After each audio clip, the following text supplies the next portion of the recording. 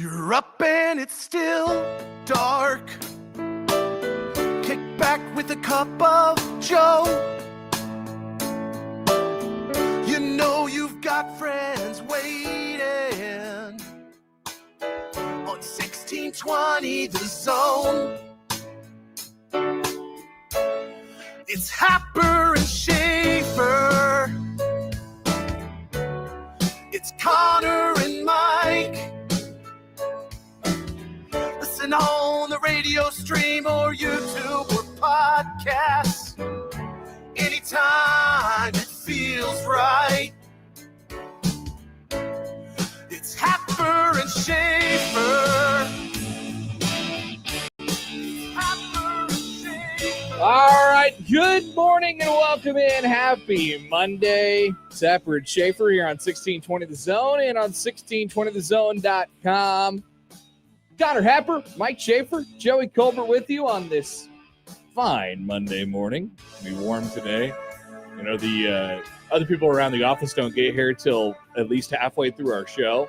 And so there will be no temperature control for the first hour and a half of / 2 hours of our show. So we will sit here and we will sweat a little bit.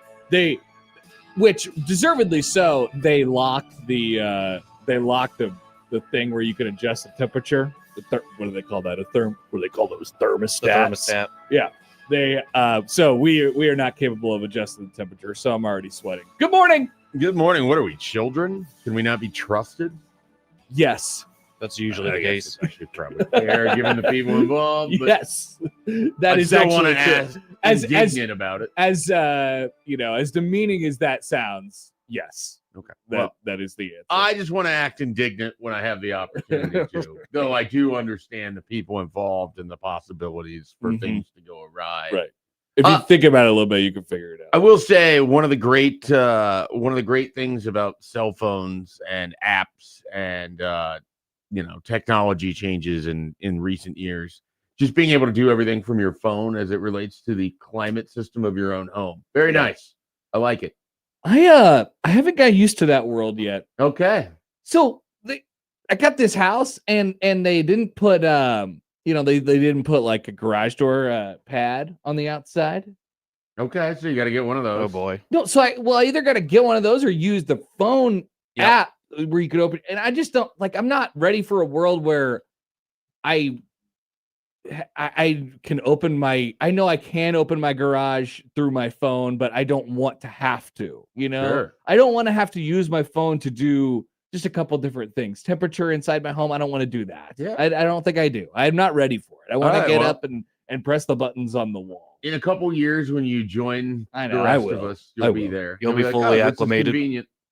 I can let someone into my garage and they can drop something off. That's or, for me, it felt like 85 degrees in the upstairs of my house. Yeah. Which my adjustment right now is second floor living kind of sucks when it comes to temperature. cool. Yeah.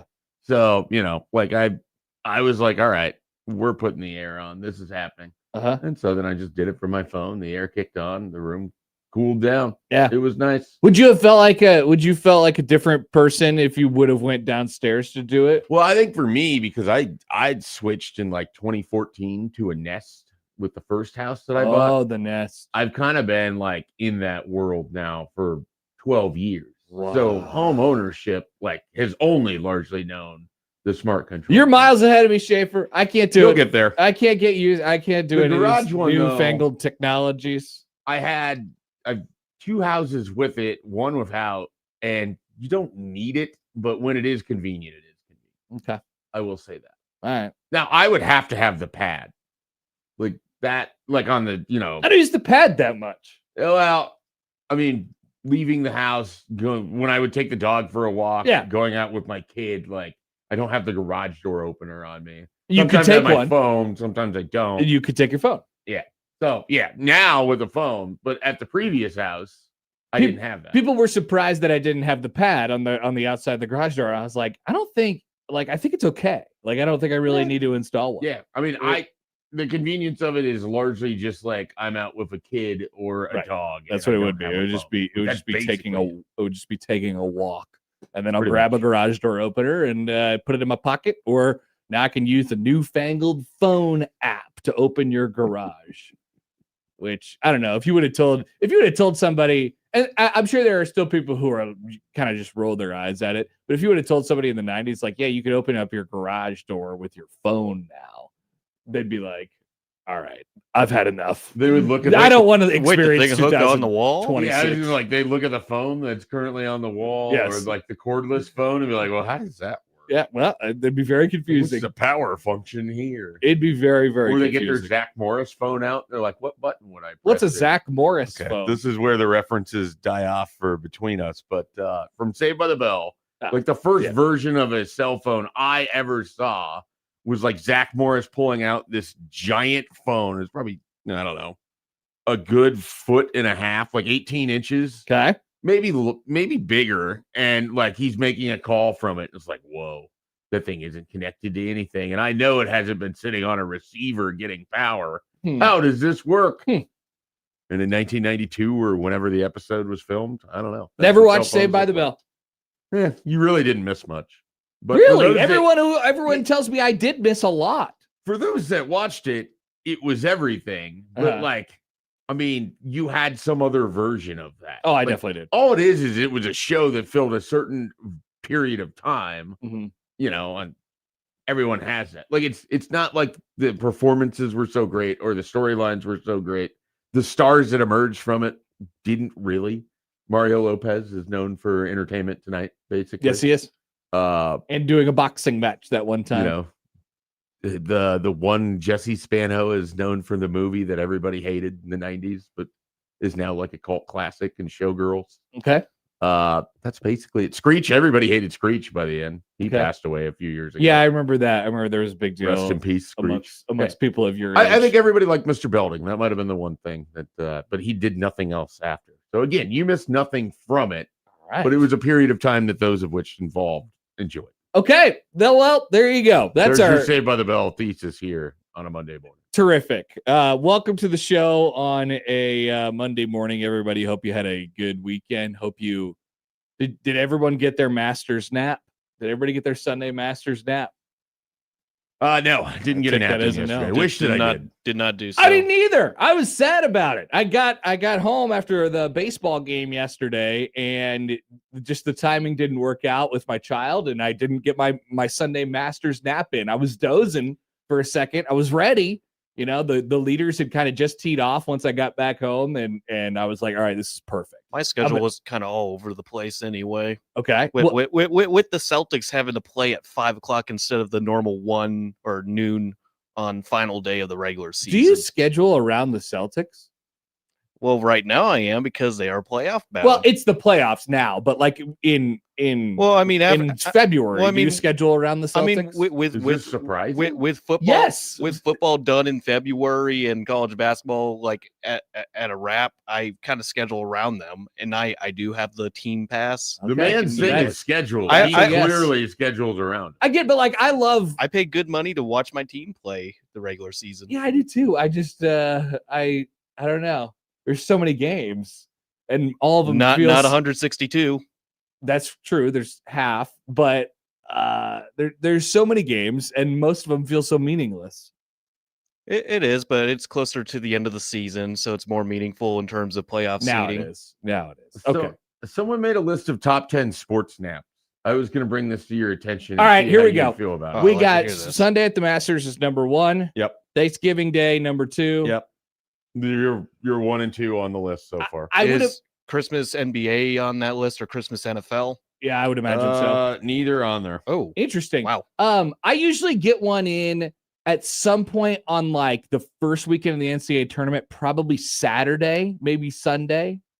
So this has the Saturday before Selection Sunday, so the Saturday of conference tournaments on here, but not the NCAA tournament. I would move that to the first weekend. Okay.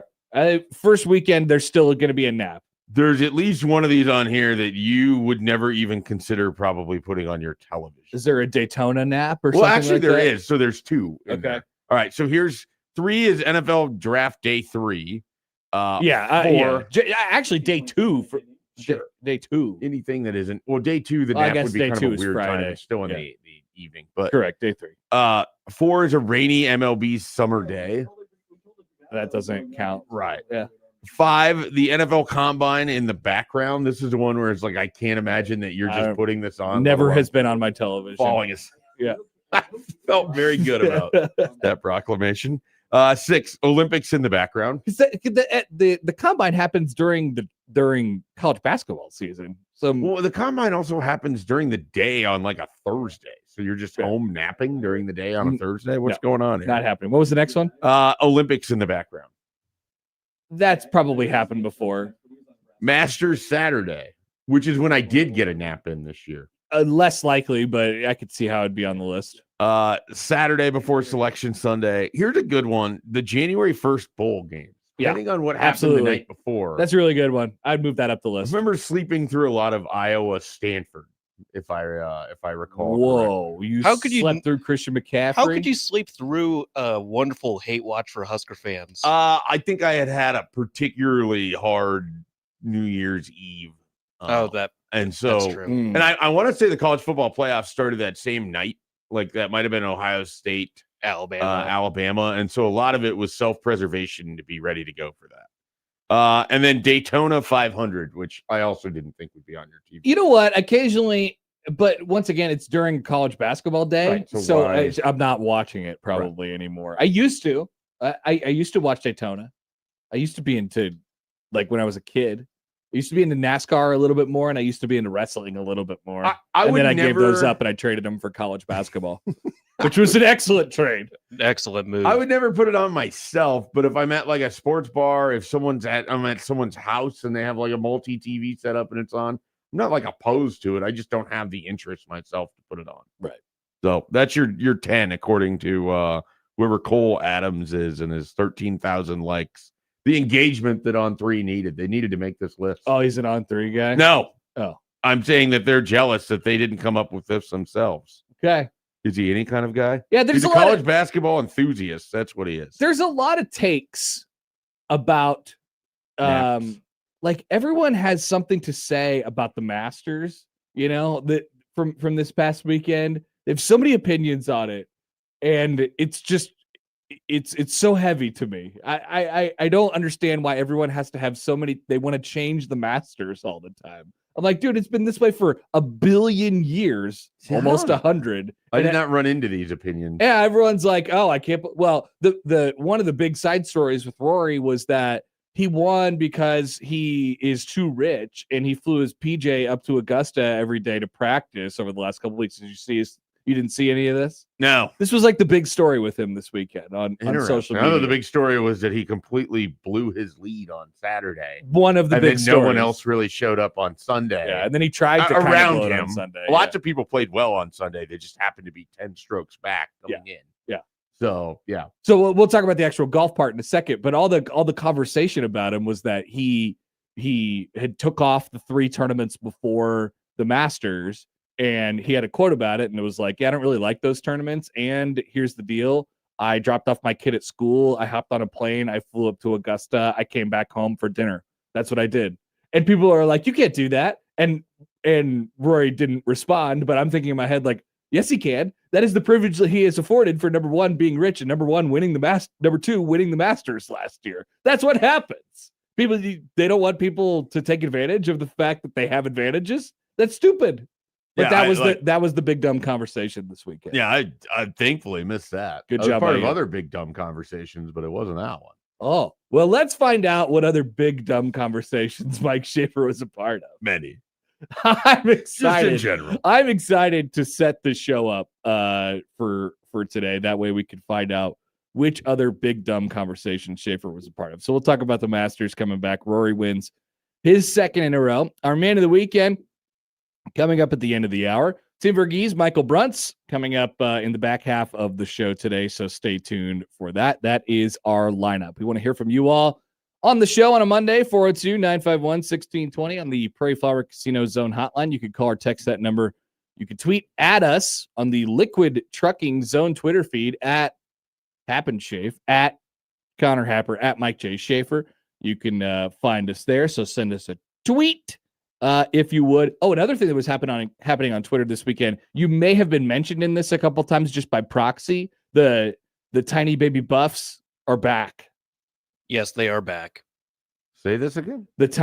Okay, so you don't know about this. So when Nebraska was playing Colorado, those 2 times in a row recently, there everyone noticed how small their players appeared to be, and half of it was because they were wearing the Guardian caps, and the other half is because they actually are small. Mhm. But we went super into it and making fun of them, and we made a Twitter account called Tiny Baby Buffs, and people got and then after they lost to them the first time, people came back and they were like, "Well, you motivated them for calling them tiny."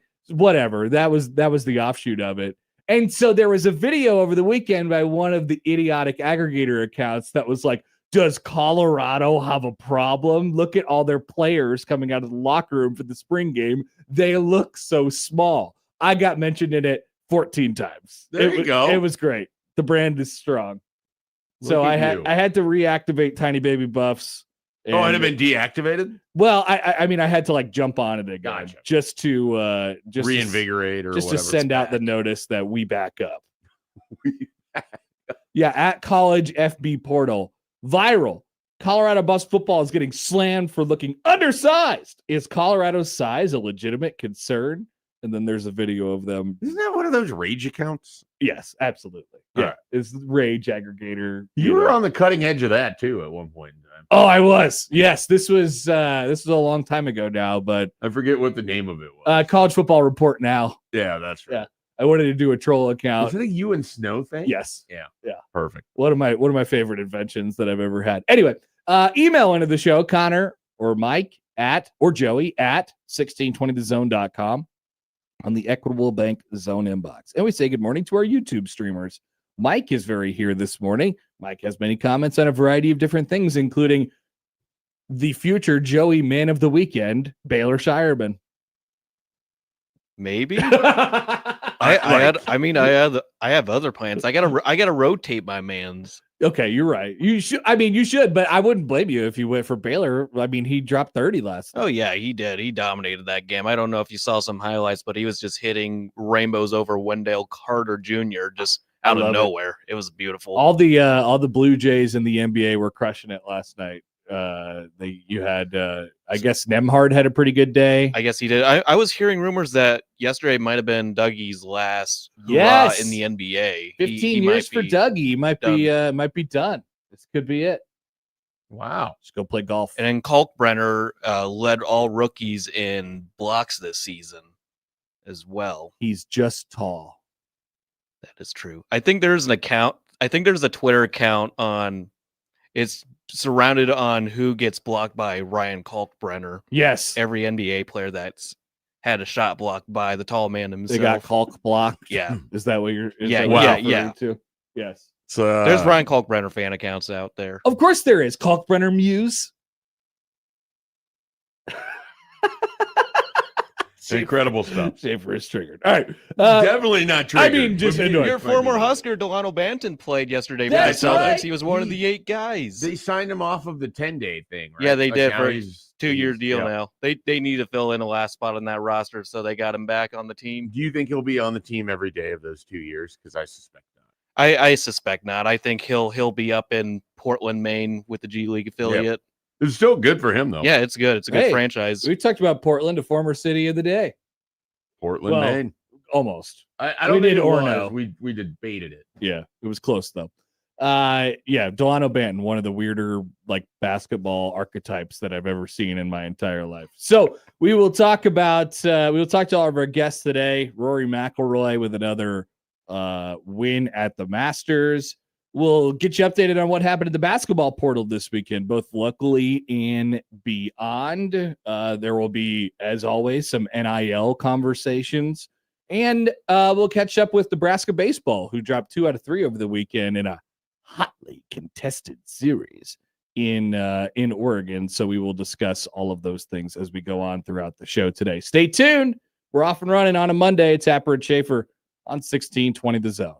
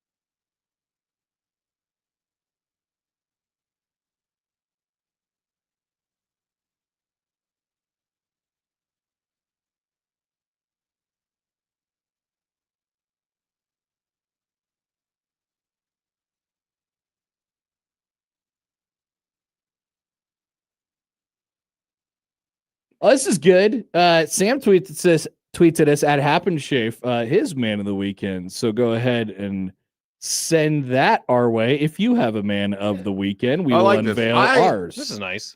I felt it was relatively difficult to settle on one this weekend. So be curious where you guys go, especially now that Baylor Shireman is. Oh, I got an lock. idea. I have a good idea. I Okay. could have gone to the Creighton baseball well, and you might be happy to know that I did not.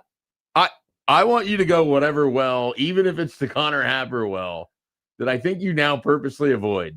I'm not doing it. I'm not making myself the man of the weekend Yeah, ever no, again. Never again. Unless I literally forget that the segment exists until we do it. And then I'll do it again. There's always that possibility. that could happen. We tend to forget things. Yeah, and Joey is here for us because this morning he said, "Don't forget to ask Brunch something that you guys were talking about." And I go, "What are you talking about, Joey?" And then I remembered. Then you remember. Don't forget, I'll probably remind you on Wednesday. I want to ask one of our other guests regarding the idea on Friday that we talked about. I've already forgotten. I don't know Okay, so which who's guest. our Wednesday guest? Would be Lauren Lauren or Sam. Okay. Oh, I know the idea. And- This is something involving you and her and a job switch. Oh yeah. Okay. Yes. All right. Yes. Good.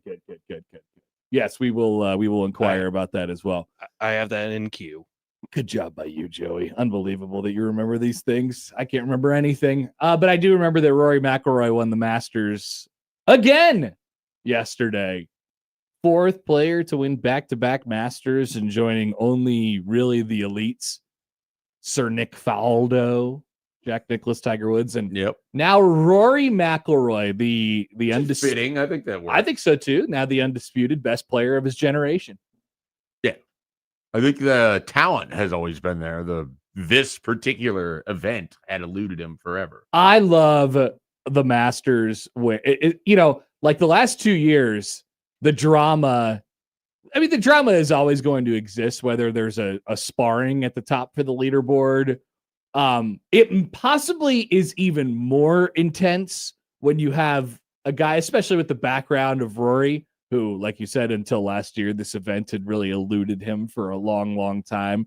When he is, on top by a couple strokes, and you're like, oh, it would take a catastrophic error in order for him to blow this. And then the catastrophic error happens. You're like, oh no! And I can't tell if I love watching this or if I hate watching this. I don't know. It just triggers so many emotions. Kind of an incredible experience. It's so incredible. And then, he was in good shape yesterday, up by 2 strokes teeing off on 18, and he freaking smoked one into the pine straw over there. And I'm like, oh, here we go. And it was not to be. He had a good shot out of that. And even though CBS lost his ball. Yeah. I'll go opposite of one. So one of my potential man of the weekend things was going to be just mocking the hell out of the broadcast.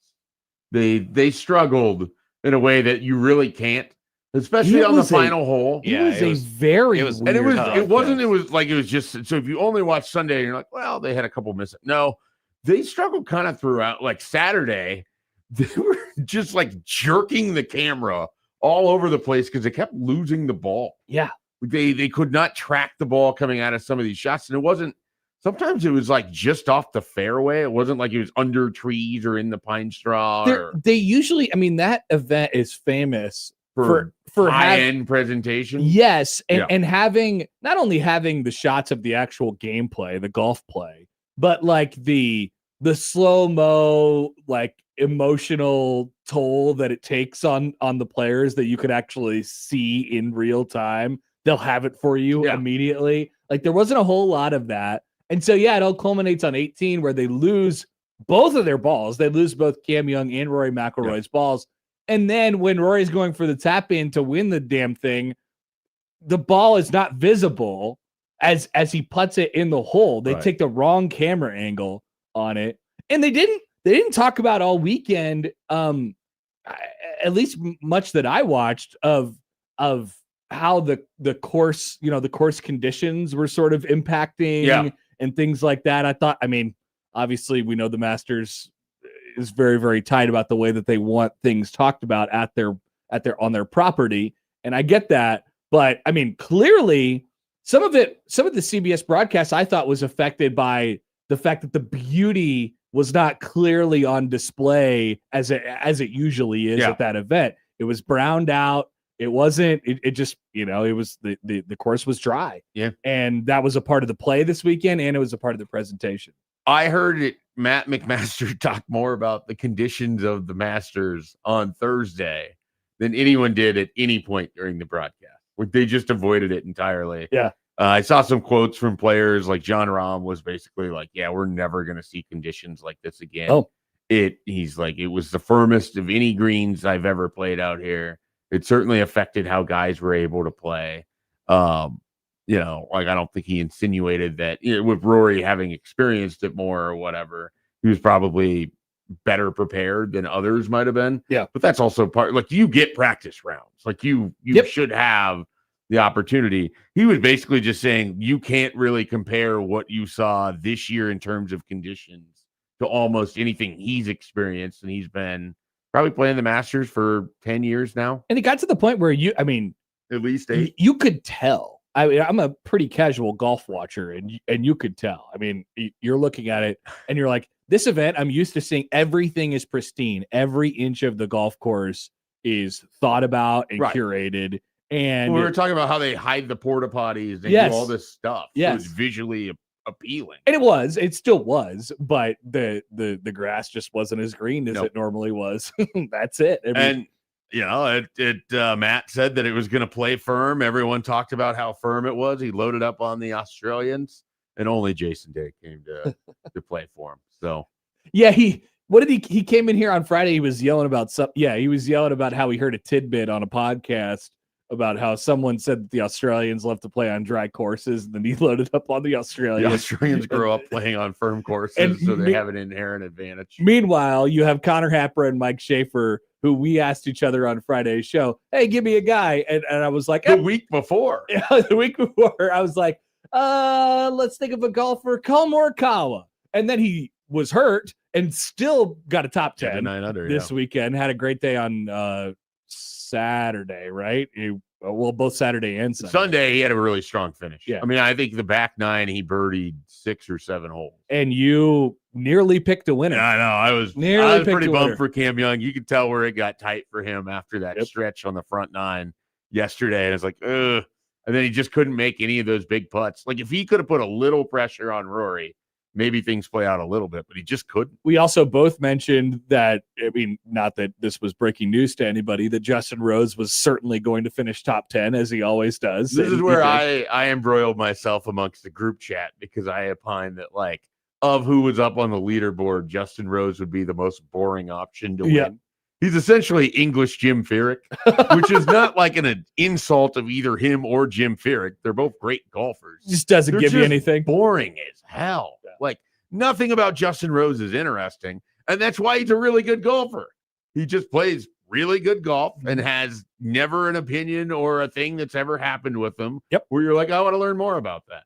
Yeah. Like, I wouldn't even be interested in what Justin Rose wanted to have for dinner at the Champions Dinner, because it'd probably be boring and bland. Now, because of his blandness, because of his vanilla nature, I am actually more interested. He's not going to do beans on toast. No. But I want to see which direction he goes. You learn a lot about a guy when you have an open slate of what's for dinner. Now and then Rory is gonna. We'll see. Maybe he goes full Irish this year after not doing it. It's like next year. I saved you guys from the Irish meal last year, and now we're going for it this time around. Beans for everyone. Yeah. Also, why so many shots of the beer drinking 13-year-olds in? I saw your tweet on in Northern Ireland. They really, really wanted to get those in. I don't get that. They're terrible. Why were they doing that the whole time? Like, he makes the putt, and like 10 seconds later, I'm looking at the 13-year-olds on a grainy camera in Northern Ireland at midnight. Why? I don't know. I don't know why this was. It'd be show the family, show the anyone. Right. Like, the one presentation thing I did really like, they did a few times on like big putts. Cam Young would be standing off the green, and they would do like a foreground shot and a background shot of like, you'd have Rory standing over this critical putt, and then Cam Young and you'd have the camera like tracking right behind them. Yeah. That was really cool. I love those. They did that a few times. I don't recall them doing that a lot in the past, but that was great. Otherwise, like it was just a little off this year in some regard. That's okay. So I got my Masters hat. I see shout out- that. I didn't know you had a Masters hat. So I didn't until Saturday. My father-in-law went to a couple practice rounds on Monday and Tuesday, and like I didn't even ask for anything, and yet he brought you a hat. He knows you like cats, so might as well get you one. I do like cats, Joey, and I like this hat. So this is purchased from Augusta National. I had a 3-year stretch where someone brought me a Masters hat. It was pretty cool. Wow. And I don't wear them enough, I guess. This is like the first time I could really recall someone who's really in my circle who went to the Masters. Nice. Yeah. Very cool. And I'm insanely jealous. I asked many questions. I would love to go. I asked many questions, and they had many thoughts. Choose me should you win your Masters. Yeah. Lottery. Anybody gets an Annie lottery. Choose Happer and Schaefer. Send us. Anybody knows a member or something like that, just whatever. We will not be nuisances. You won't be jumping in ponds. No. We will bring decorum. You will actually We respect will the bring actual decorum. venue. Happer and Schaefer will bring decorum. We're not just a sports talk radio show that's going to come in and screw things up like everybody else would. You know, sports talk radio is the riffraff of the radio world, but not Happer and Schaefer. You could bring us to the Masters and feel okay about it. We're definitely not riffraff. No, not riffraff. And you could even open up the thermostat and you could feel okay about that too. It's not the way with every show. Now, if there was a code that like we could access, and I understand if there's others that you are worried about giving this code to, right? I'm okay with maybe just give one of us the key, and then you can have the key. I'll let you control it for both of them. Look at this. We all work together here. And yes, the other thing from over the weekend is people are for some reason mad at Rory. Just a tiny little thing here. If you win the Masters, you get the membership to the club, which gives you an inherent advantage in future Masters. The point of the Masters is the more you play there, the better off you're going to be, because it's truly against the course. It's not tricked out in all these weird ways. They're not changing dimensions or anything like that, at least not very often. And so it's the timeless nature of the course. So the more it's already hard, the more you play, the better chance you have to win the damn event. And people are like, I can't believe Rory would do that. I can't believe Rory would take this advantage that is given to him only by the fact that he won the tournament for the first time in his life. It's also like the fact that he's rich. To go full Bob Costas here, it's not Rory's fault that Cam Young. It's not Giancarlo's fault. Exactly. Cam Young went 1 over yesterday. Shane Lowry went 7 over at starting the day at 9 under. Sam Burns finished, I think, at 10 under, and he started the day at 9 under. So you just didn't have players rise up to the occasion of just being able to challenge him. I mean, Scotty Scheffler looked like he was going to be on a mission at the beginning. He would have been the only chance birdie for like 8 holes. And then I said at one point, my wife was trying to figure out the leaderboard, and I was trying to explain to her what the possibilities were, and I was like, I think Rose is probably the only person who could possibly get him. And then he biffed it on 16, 17. Yeah. 18. I mean, there was only 3 players got to 12 under, which was a winning score. Cam Young was there for a couple holes at the start of Sunday. Rose was there for a couple holes, probably around 10 to 12. Yep. On the back 9. And Scotty. And then Rory got there and then got to 13 and then gave 1 back on 18. Right. Which I mean, Scotty could have been there. It's like he would really have to screw this up to even get to 11. Yep. So, but when he hit one in the pine straw on 18, I was thinking it's possible. Concern. He had that bizarre double earlier on the front. Yeah, this wasn't even been close. Had he played at least like okay golf Saturday, and he almost hit one in the water on 15. Yeah, like got a fortunate bounce. Nobody's talking about he just barely cleared the creek. And it would have been, then they would have been shaken at that point, but made it over and rolled it up there. And he ended up getting the birdie there that I think put him to 12. That might have, yeah, that was 12, and then Yeah. 13 came on 16, I think. Is basically over from there. All right, there you go. Rory, even though he is rich and lives the high life, he can still have happy moments as well. People, you don't have to be mad at him on social media, and we don't have to change the Masters. It's great. We don't have to be like, I think this is they should do these different things, Masters. No, it's okay. It's been the same way for millions of years. Some of the older players were demanding that they change the golf ball technology. They fly too far now. I don't know. Yeah. I don't know. I don't know what was going on in actual golf circles. I was just poking around in the riffraff on social media over the weekend and It was in the riffraff circles. see what the topics were.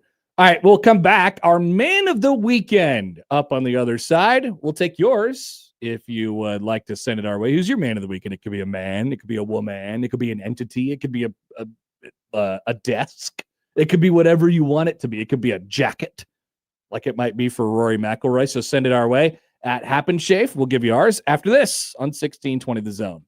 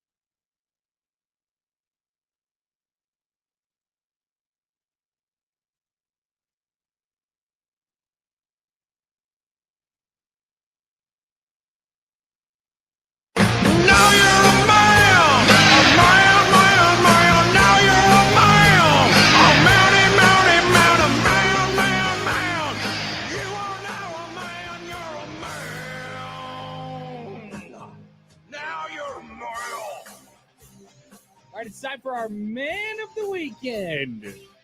And for me, it's not me. It is someone else. It's really a lifetime. I'm giving out a lifetime achievement man of the weekend today. That's my plan. His name came up this weekend, my man of the weekend. But really what I'm doing is giving my man of the weekend a lifetime achievement award. And that man of the weekend for me, gentlemen, is Ichiro Suzuki. Oh, Ichiro is my man of the weekend. the statue. Ichiro is one of my favorite baseball players of all time, if not my favorite baseball player of all time. I mean, seriously, it's really close. He is. I mean, He's a fun guy. he started playing at just like the perfect time for me, 2001. Like it was. So I watched his entire career, and he was incredible. He was never not incredible throughout his baseball playing career, and now I've come to like his personality. And he is hilarious off the field as well. The Mariners decided that they were going to unveil a statue for him over the weekend and have an Ichiro Day. And they did. They took the cover off of the statue outside of the artist formerly known as Safeco Park. And the statue has a bat, and his iconic stance before the pitch comes in, where he holds out the bat and kind of points it at the pitcher or in the direction of the pitcher. And when they tore the sheet off of the statue, if you're watching along with this on YouTube, the bat ripped in half and the bat was broken. Ichiro, of course, being the hilarious person he is, did not care at all, pointed and laughed at the fact that the bat was broken, made a lot of good jokes about it. And then the Mariners did a great job with it as well. And they gave out a bunch of figurine statues of the statue, kind of commemorating it. And then when they promoted it on social media, they broke the bat, which I thought was really, really good. Well handled by all. I don't think that all sports organizations would do it this way, but shout out to the weirdo Mariners. I'm a little disappointed that they didn't send some intern to break all thousands of the promo. Yeah. That would have been an amazing job. It would have been for one of the promotions interns that worked for the Mariners. Ichiro is my man of the weekend. Gents. All right. I'll go so Joey can have the final stage here. Sweet. I'm giving mine to Mikal Bridges of the New York Knicks. Would you like to know why? Oh, Yes. I know why. He played 82 games this season. And On Sunday, he managed to play 0 minutes and commit one personal foul, but he still got his 82nd game in. However, I'm really giving it to him for Friday, where he played. I don't know, it was like He played 32. in real life. He played on Friday. He played like 32 minutes. And that's not really all that important. Now, he is a starter for the Knicks. He played, as I said, he played in all 82 games, even with the sham that was Sunday. Did you know on Friday, 168 players across the NBA were inactive or sat out or were rested, accounting for something like double-digit total teams that would have been just out of sheer volume of players? What is the percentage of all players? Well, if you think there's like 12 guys on team, 30 teams in the league, that's what, 360? Dear God, it's like So, more yeah. than a third of the league. It's embarrassing.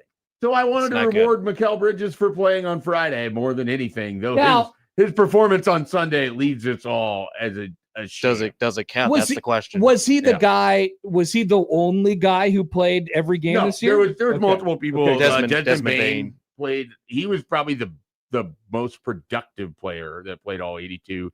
There's some guy from the Warriors that I saw this pop up for. I went through and I searched for people who played all 82 and then made my judgment call. And then the fact that Bridges barely played on Sunday brought it completely to the It was to the ceremonious. forefront. But yeah, Welcome to the Big East. 168 people sat out. Your Now- big okay, Friday. now hang on. Like, it's the final game of the regular season. It's a problem in the NBA. No, well, that was Friday, so it's second to last. Right. But It's more just like the whole season and just the way the NBA operates has just been. It's they have to do something in theory. I just don't know how you fix or Well, put this back. I in the tell you box. what, it's certainly not the stupid play-in tournament or whatever they I tried. don't think that's Starting tomorrow. Dumb. All right, what do we got, Joey? Okay, want to give a round of applause to Mark Jones. who has ended his ESPN tenure. 36 years. He started with the NBA in 1990s. He was one of the early pioneers of NBA Today.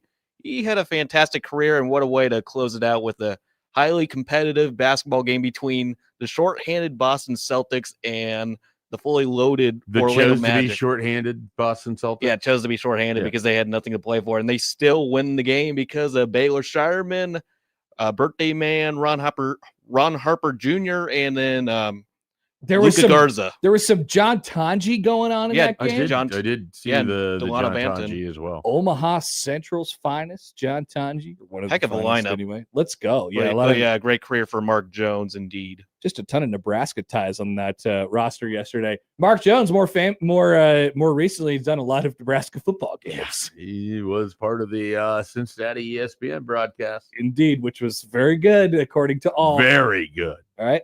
Sam's man of the weekend on Twitter. My man of the weekend.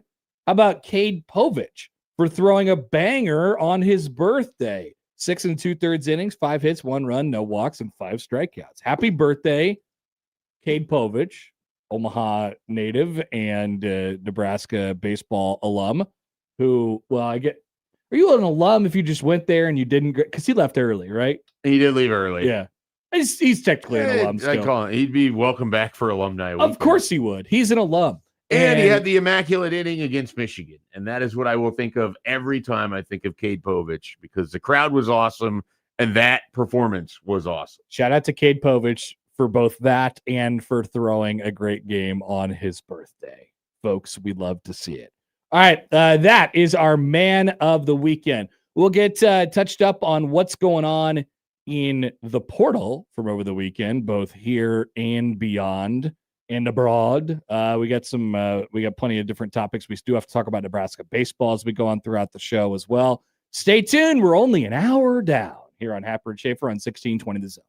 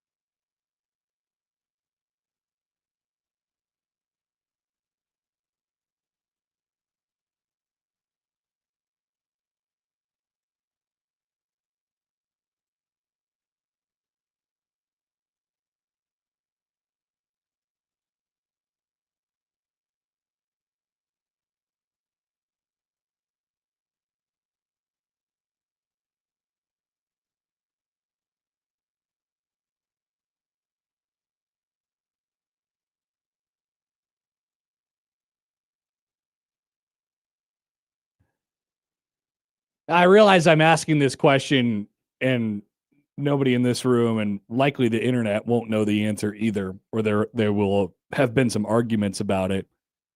Was yesterday the first time that the Masters winner was in Butler Cabin like by himself? Because there was nobody to put the jacket on him because he was the winner, because Rory was the winner last year, and there was no amateur winner because there weren't any amateurs that made the cut at the Masters this weekend. And so it was just Rory and the President Ridley guy and Jim Nantz. And they were just hanging out, all three of those guys. He was by himself. I'm willing to bet because one, there'd be only 3 other instances of this. Yeah. And I would assume there's been a low amateur most years. Yeah. I'll look that up. I don't know how you would. I mean, out. you're going to go on a wild goose chase. I don't know like what world you would go to. I mean, you would just have to go to the actual leaderboards from those years. So whatever it was, 2002, and that, whenever Jack and Faldo did it. But I noticed that yesterday when they went to Rory and Butler Cabin, and I was like, wait a minute, there's usually more people in here. it was just quiet. And you had Nance and the chairman of the Masters doing the interview the entire time. So Schaefer is going to try and chase this down. It has happened before. Oh, good. When did so it happen? In 97, Tiger, 97. No, 97 was his first win. There was no low amateur, but there would have been 96 winner to give him the jacket. So it would have had to been on the second year of a back-to-back. So then it would have been in an amateur. There would have had to been a low amateur in those 4 years. Only could have possibly happened 4 times.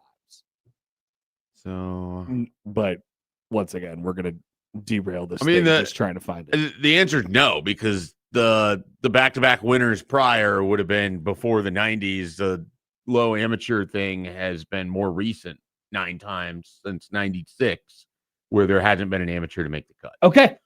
It's only happened 9 times since 96. Yeah, and I don't know if that means they just haven't been playing it as much since, or they, there's only a few guys in it a year. There's I think 5. Yeah. 5 or 6 total. So, and the courts obviously played tough for a variety of people. Conditions were tough. I mean, really good players were cut and put up. I do love it. I do love it when the amateurs, like the college guy from Texas from a couple of years ago. Like, I love that story. Oh yeah, when Hovland was. I mean, not really in the mix, but I think he went 3 or 4 under the year that he made the cut, and it was like, oh yeah, that's going to be a guy. Like, you could just tell the way that he was playing. We'll be hearing from him again.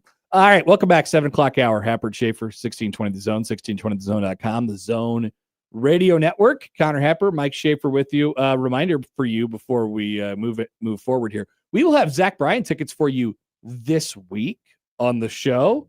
Very excited. We still have to come up with our game to give those away. Yeah, which I remembered like right when the show started this morning. So I remembered it when you said we have Zach Bryan tickets to give away. That was like, 5 seconds ago. Do we have a game? We don't have a game. No, we will have a game tomorrow. Joey probably could have reminded us over the weekend. I'm sure he was thinking about it. He probably was. But I had other things to think Okay, about. Good. I'm glad you weren't thinking about it.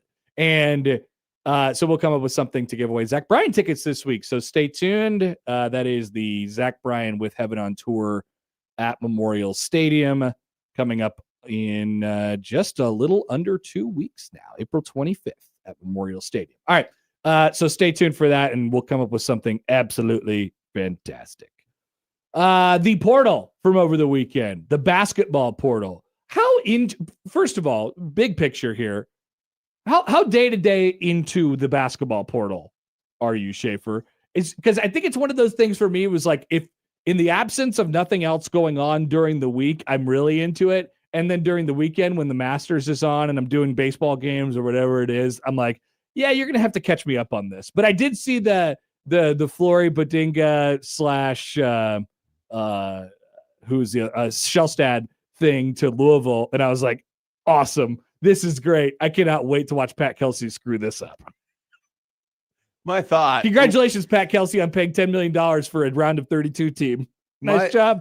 My thought when that occurred, or when I saw I think it was a tweet or whatever, that this was happening, was wow, Happer's totally going to murder Pat Kelsey for not winning a championship with these guys. It's going to be awesome. It's a win-win for me. We need some sort of segment where we just are allowed to make predictions that then we actually track. They have to be like quantifiable. Like it can't be I will never run out of gas because you can't really quantify that. Well, I mean, You if you need me to pass. kept it your whole life, So, you know, like yes, and I think that's a little bit harder. I feel comfortable saying this. Louisville won't be a 1 seed next year's NCAA tournament. I love it.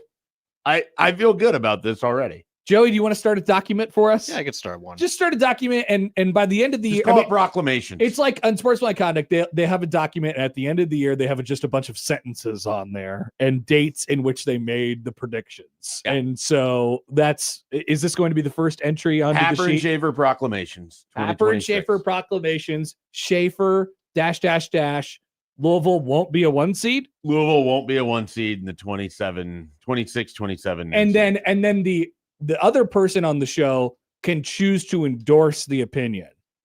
And then I choose to endorse the opinion. Okay, all right. I am endorsing it. Endorsed. So however you want to make that, work, Joey, he's already working on it. This is going to be I already got it typed out. I endorse it. Louisville will not be a 1 seed. Somehow, some way, there will be an epic trash can flaming disaster this year. And I can't wait to watch it happen. To answer your question, yes. I paid attention a lot Thursday and Friday, and then the weekend sort of started. And then I sat down on Sunday night and was like, what happened? Yeah. And I went through several lists. Nebraska didn't get Steve anybody Merrick, outside of Orm that we already talked about on Friday. So Steve Merrick had a nice rundown. Steve Merrick of Inside Nebraska had a nice rundown of what was happening in the Big Ten, which I appreciated. And then, nice job, Steve. Go to the other lists that you can find and see what's happening there. So. Yeah, I did see the how I found out about the Vox news to Providence was I saw a picture of Brad Underwood looking like an Eastern European, doing a very Eastern European thing. And I was like, okay, they must have got Vox then, which shouldn't have been surprising.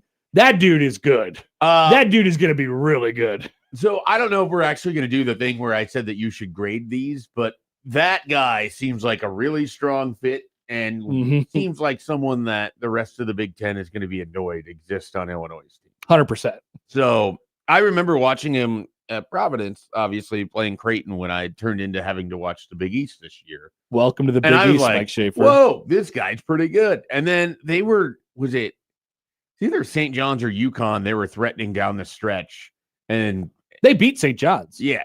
Providence was riding him hard down the stretch of that game. It's like, oh, this is their guy. And then he goes in, didn't remember he existed, and then he ends up in Illinois. It's like, oh, that guy. It's amazing when you think about it. I mean, Kim English deservedly definitely got fired this year because look at where those guys are going. I mean, they had talent.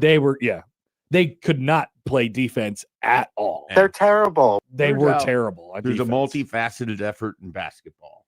There is. You have to play defense. Requires you to be at least okay on both ends of the court. Either that or have like far and away the best offense in the country, which Illinois might have that again next year. And then they're going to be big on the offensive efficiency. No question. They love having offensive efficiency. So that happened. You go Big East to the Big Ten.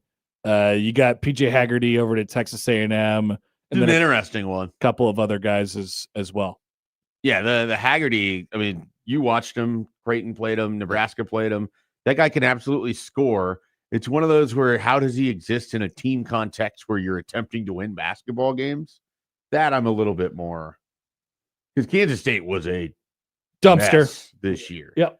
And it's not like it's all his fault, but like in the flow of what they're going to do at A&M, just the SEC in general with basketball is always sort of fascinating. And then locally, I mean, no extra commitments for Nebraska basketball yet. They did have a couple of visitors this weekend, but those guys appears to have left campus without commitments. I think the other Trevin Lenhart is today, I think. Okay. And then there's a Tyreek Coleman that will be visiting this week, a freshman from Illinois State. All right. That had a nice run of things. Those are the names that I know of at the moment. They had Fielder this Fielder weekend. was in this weekend. And now he has left and gone to a different school to visit today. A 2-day visit. I think it's Friday, left Saturday afternoon. He's at Washington. I think was leaving today or left late last night. Yeah. So, and it's basically considered a Nebraska-Washington thing.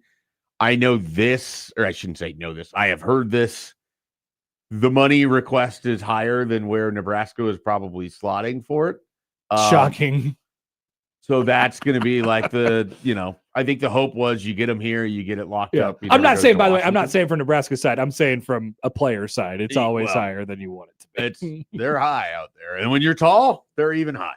Oh, yeah. So, yeah. Yeah. Maybe that should be the new portal rule. You just, however much money you get is just directly correlated to how tall you are. There's like a chart. Yeah.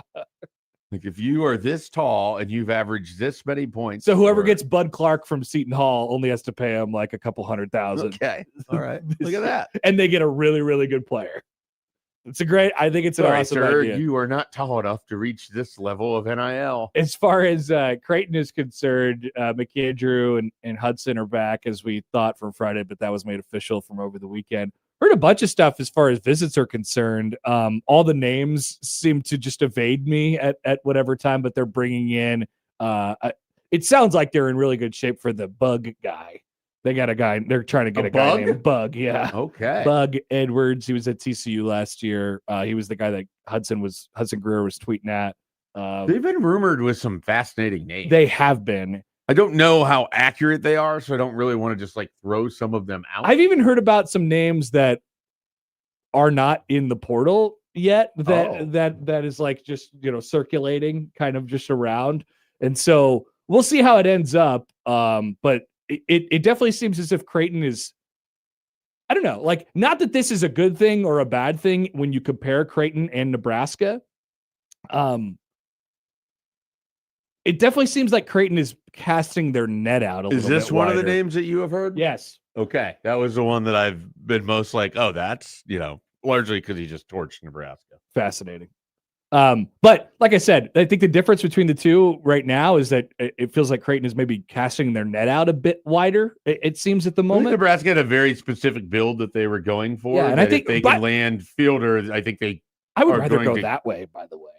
Like I would, if there's a riding scale of like casting your net out wide and looking for something really specific, like those are the opposite ends. I would rather be on Nebraska's side. But I think you also have more probably established as to what they exactly. And Creighton has more to replace, right? And more. Well, Creighton's more of an open canvas, right?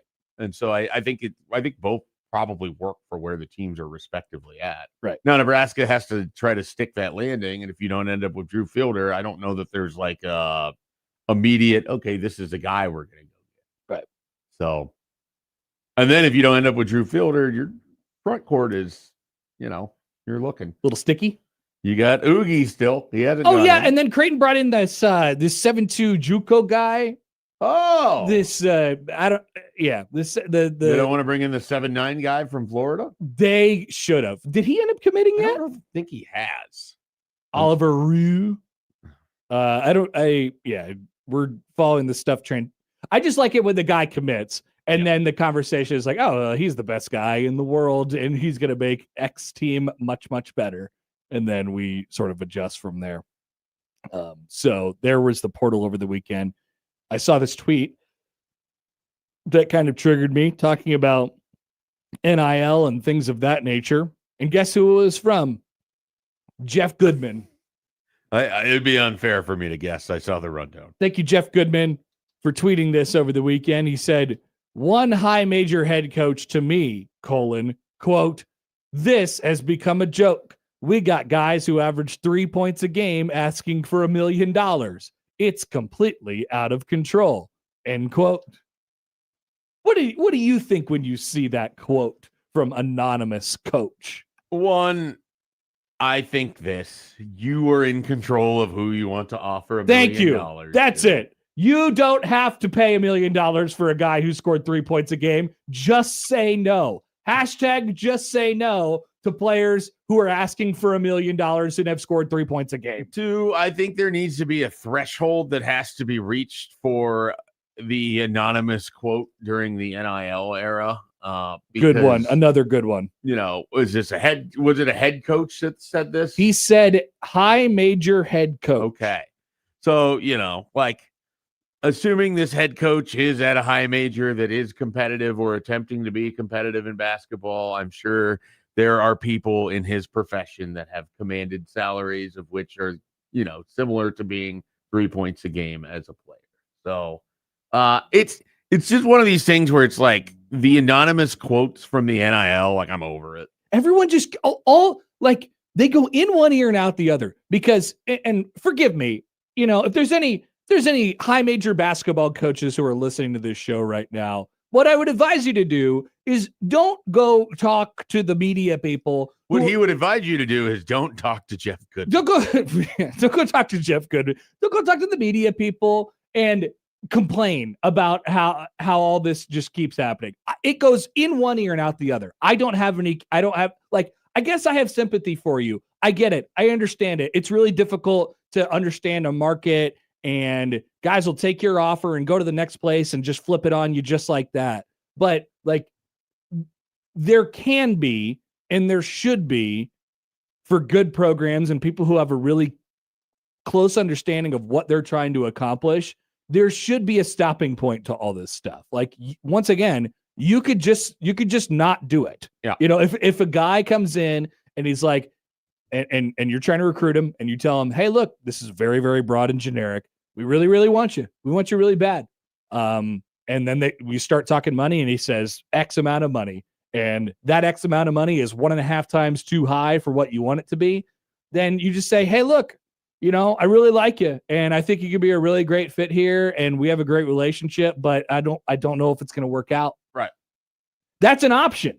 Right. That is an option for teams out there. It's also, we're now far enough down this path that this shouldn't be that big of a surprise or if you're a coach and you don't like NIL, you probably could find a different profession. Yeah, that's happened a few times. There's no one.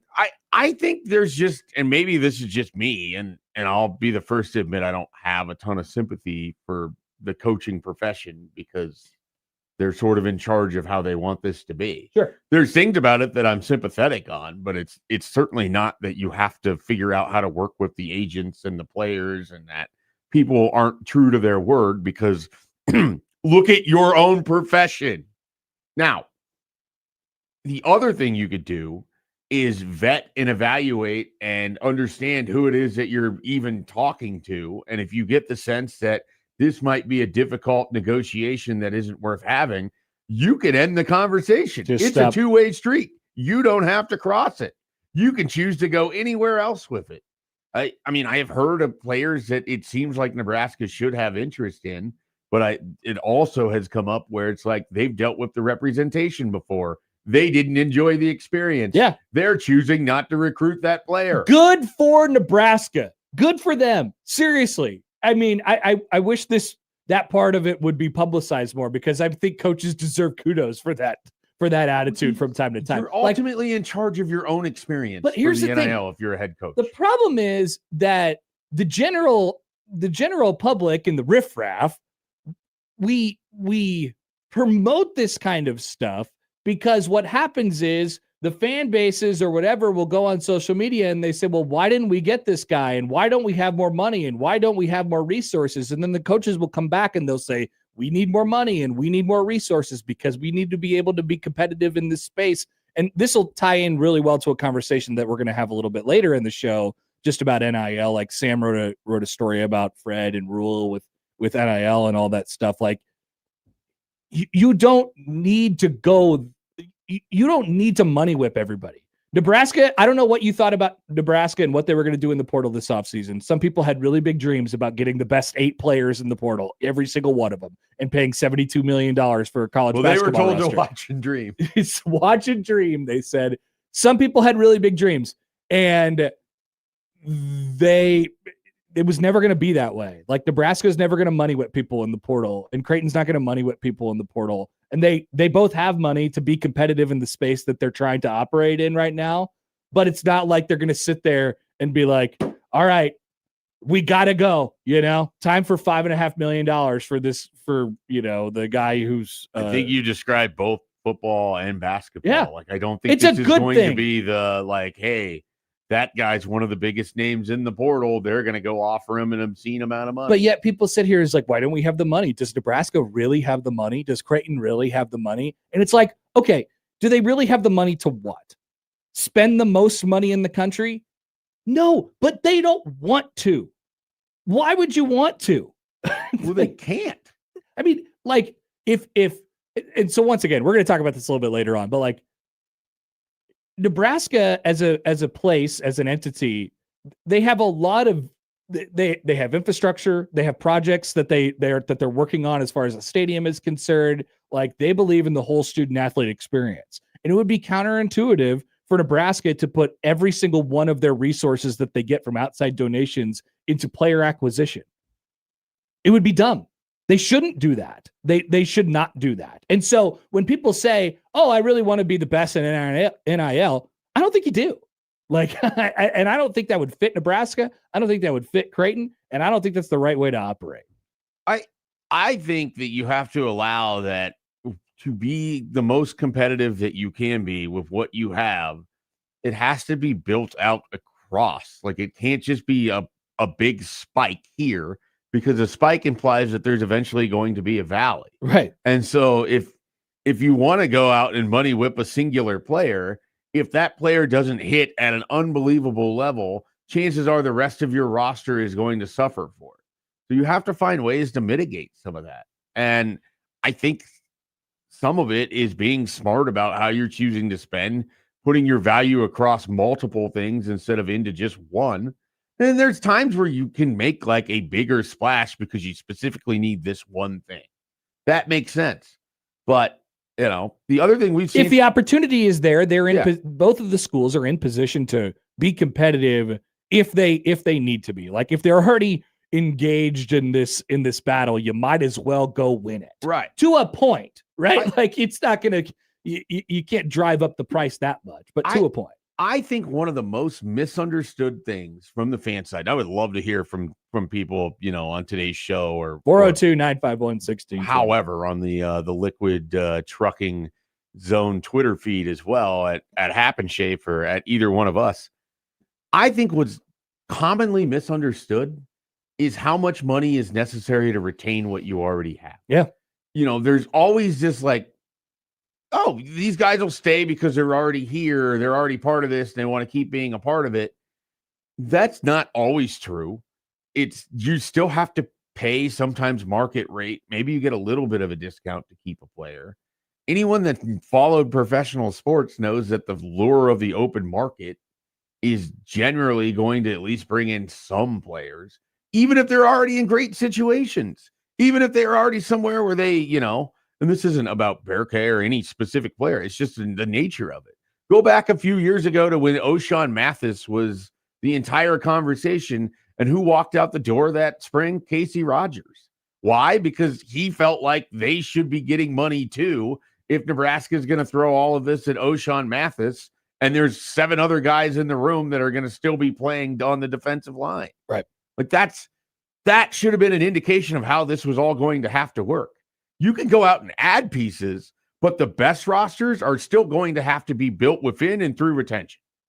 Thank you. Like Agree completely. That has to be part of this to understand what NIL actually means for how Nebraska, Creighton, and whoever else. And there's some schools that are just uniquely positioned to not have to or want to care about that. It is inside their if you have their Papa identity. John's, it's going to drop a bunch of money. It is inside their identity and their DNA.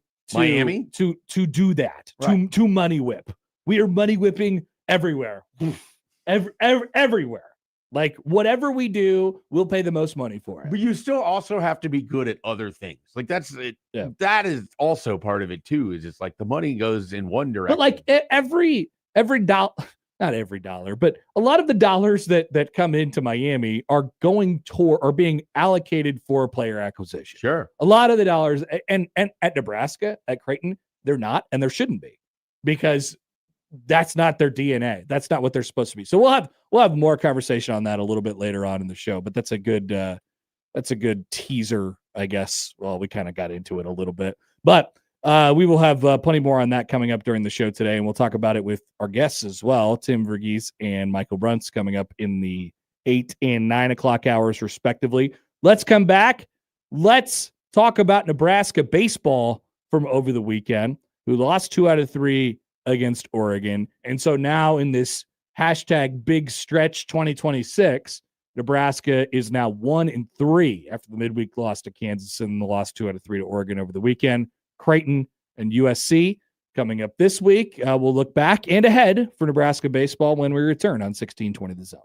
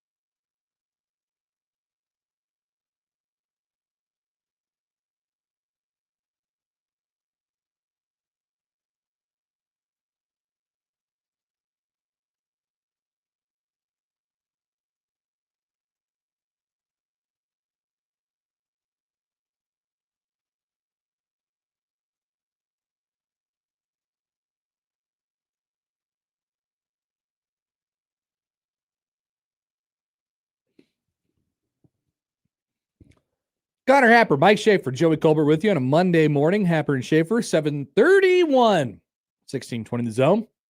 1620thezone.com, the Zone Radio Network. The Zone deal this week is Churco, where you could get two $25 gift vouchers for just $25. That's half off, ladies and gentlemen. Churco, located 192nd and Q, CIRCO, Omaha.com. And Matt will have your gift certificates this week. If you want to get in on that action, that's for $0. I'm sure I'll come up with a nice way for you to win those.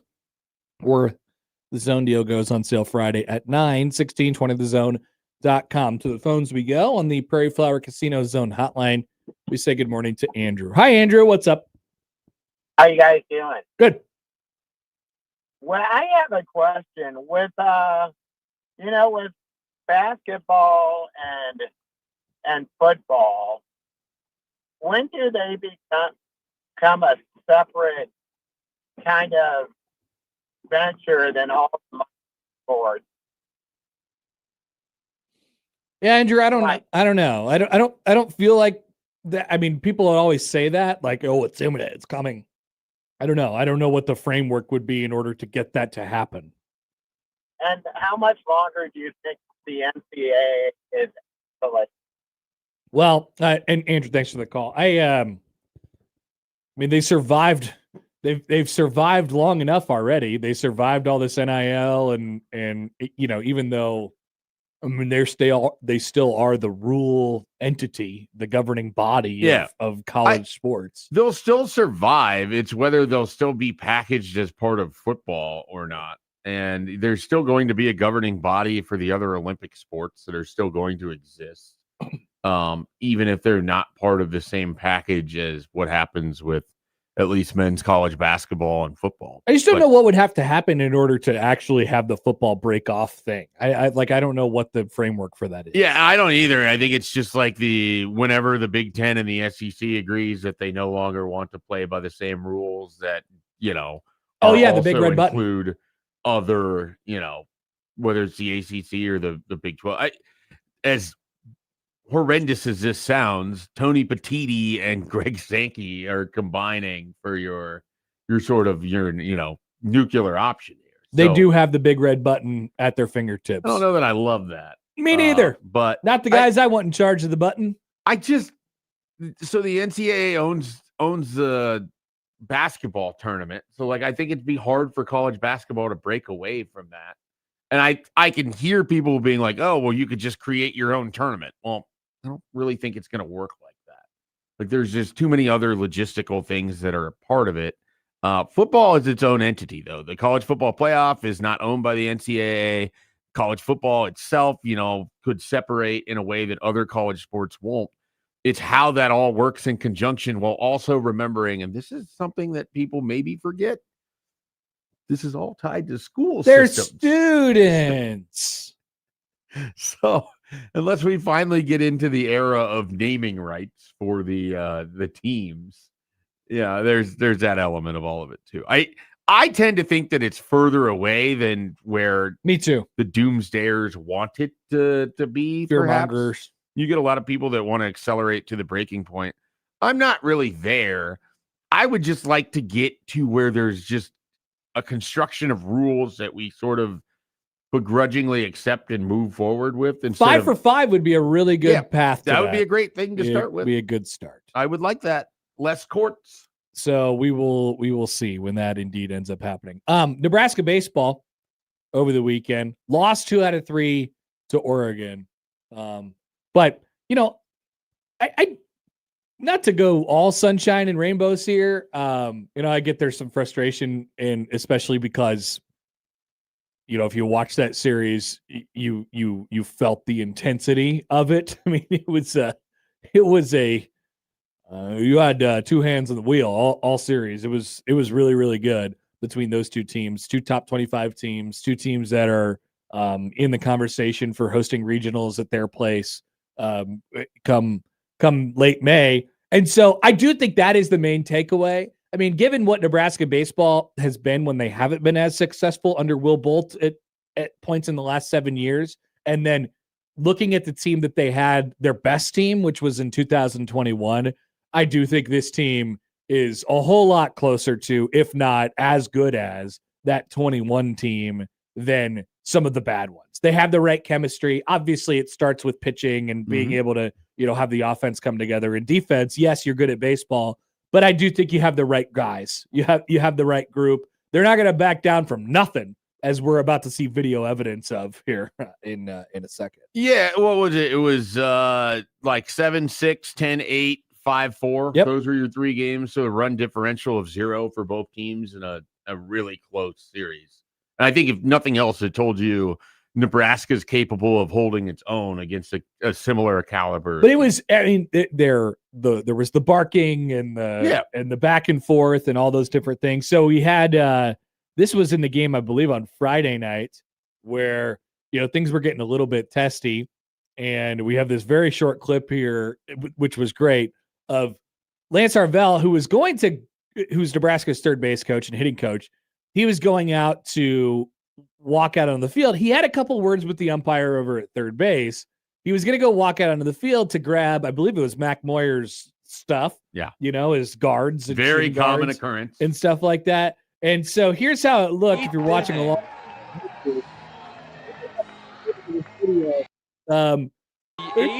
So there you see Lance Arvell, if you're watching along with us on YouTube. He is pointing out the second base to go get the things. The umpire is saying, please don't come any further. Don't come any further. Don't come any further.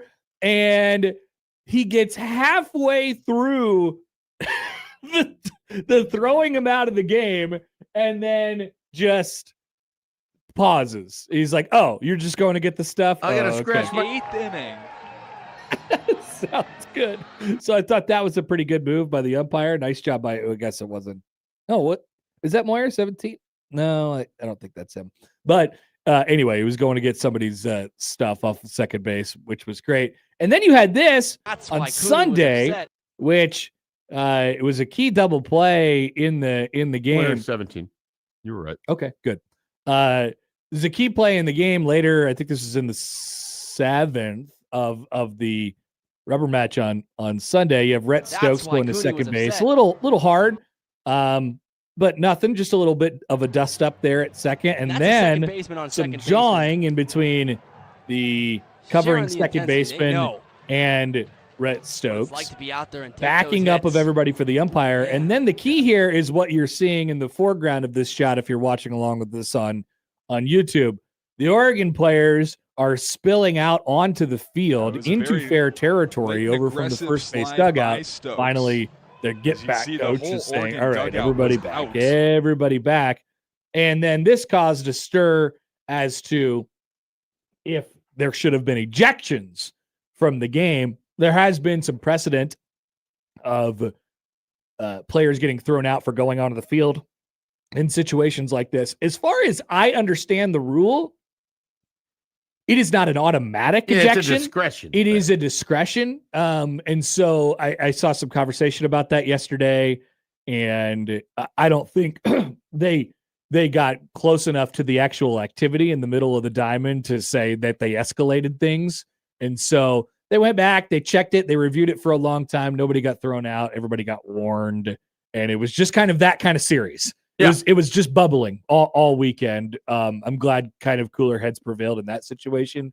But really, if a series could be a tie, it was that between these two teams. Yeah, which again, I mean, you're Nebraska. You'd have loved to have taken that rubber match. You were leading, I think, 4-3 with the opportunity to try to get that thing home. And the bugaboo for this team, as it has kind of been, and as we've discussed this year, whether between ourselves or certainly after the Nebraska Creighton game or with Brunts on Mondays, middle relief. It's hard for them to get from their starters who haven't been as efficient lately, which is a big part of it, right? Like if they can get to the 7th inning, shortens the game for your bullpen. You don't have to use as many arms.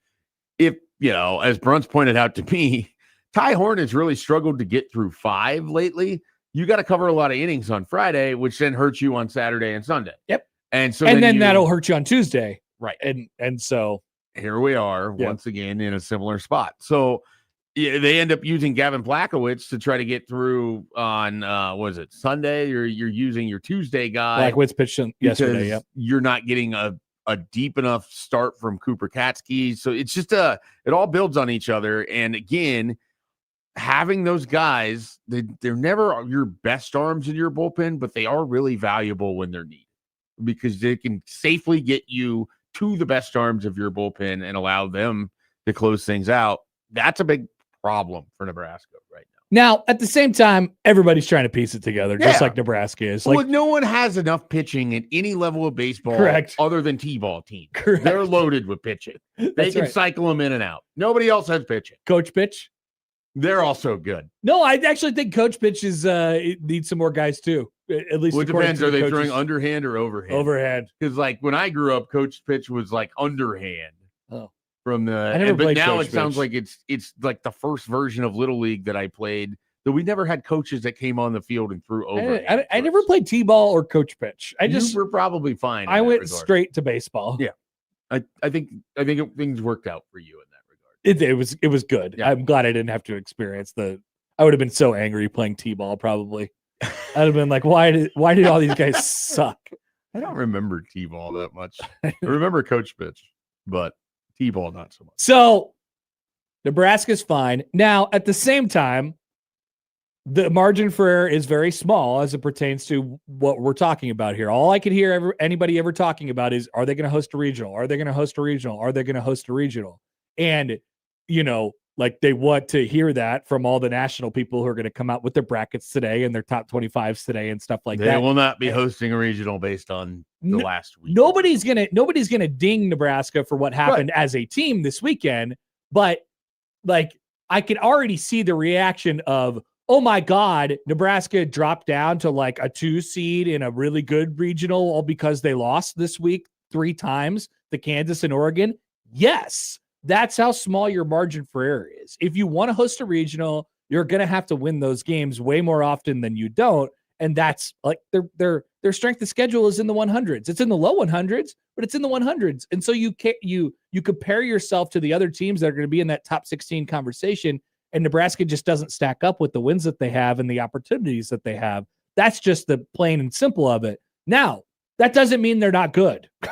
They're really good. And they're a threat to beat anybody in the country. I think it's just going to be hard to host a regional. Yeah, I co-sign on all of that. Okay. On all of it. Let's take a break. We will come back. Any thoughts on Nebraska baseball? We'll take them. 402-951-1620. Joey's got the headlines after this on 1620 The Zone.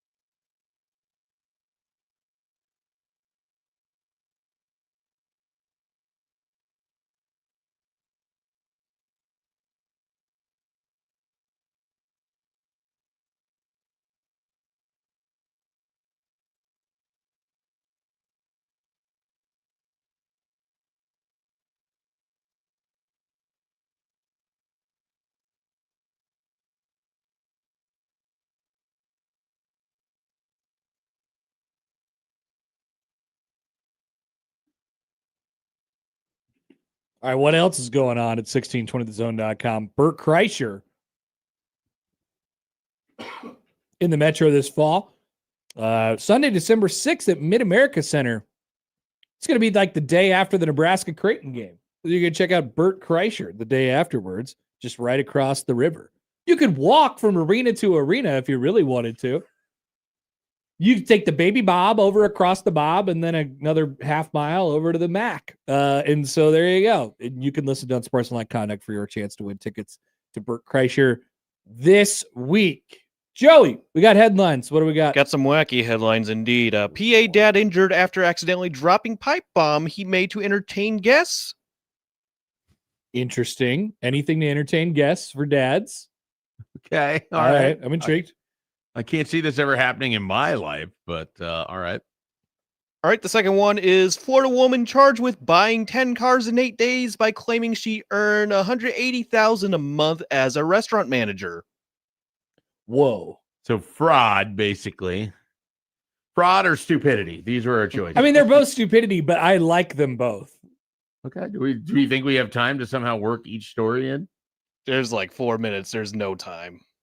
Local 21 News, Yahoo. Let's go to Local 21 News here in Pennsylvania. All right. Pennsylvania dad Pipe injured bomb. after accidentally dropping pipe bomb he made to entertain guests. Lancaster County, Pennsylvania. A father in Lancaster County was injured after he accidentally dropped a homemade pipe bomb he made to entertain guests. Travis Peachy of Narvon was arrested Saturday, the same day the explosive went off outside his home on Jacob Road in Salisbury Township. Pennsylvania State Police began investigating after Peachy arrived at the hospital with injuries stemming from a bomb explosion. Peachy reportedly told troopers that he tried to assemble a pipe bomb because they were supposed to have guests over, and he thought it would be good entertainment. He assembled the pipe bomb using a PVC pipe filled with 6 ounces of black powder. He said he was going to use a motorcycle switch to control the detonation.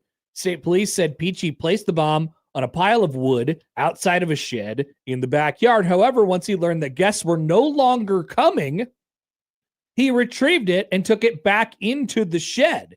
Troopers said he was trying to disarm the explosive when he accidentally dropped it and it blew up. Peachy's wife reportedly told troopers she was inside with 2 kids and she heard what sounded like an explosion. Soon after, he came running inside and said he needed to go to the hospital. Troopers said Peachy suffered injuries to his face and eye, and hospital staff removed a piece of shrapnel from his head. State police later searched the shed where the bomb went off, and they found a hole in the floor. As a result of the investigation, troopers charged Peachy with 2 counts of endangering the welfare of children, risking catastrophe, possession of an explosive, 3 counts of attempted aggravated assault, and 3 counts of recklessly endangering another person.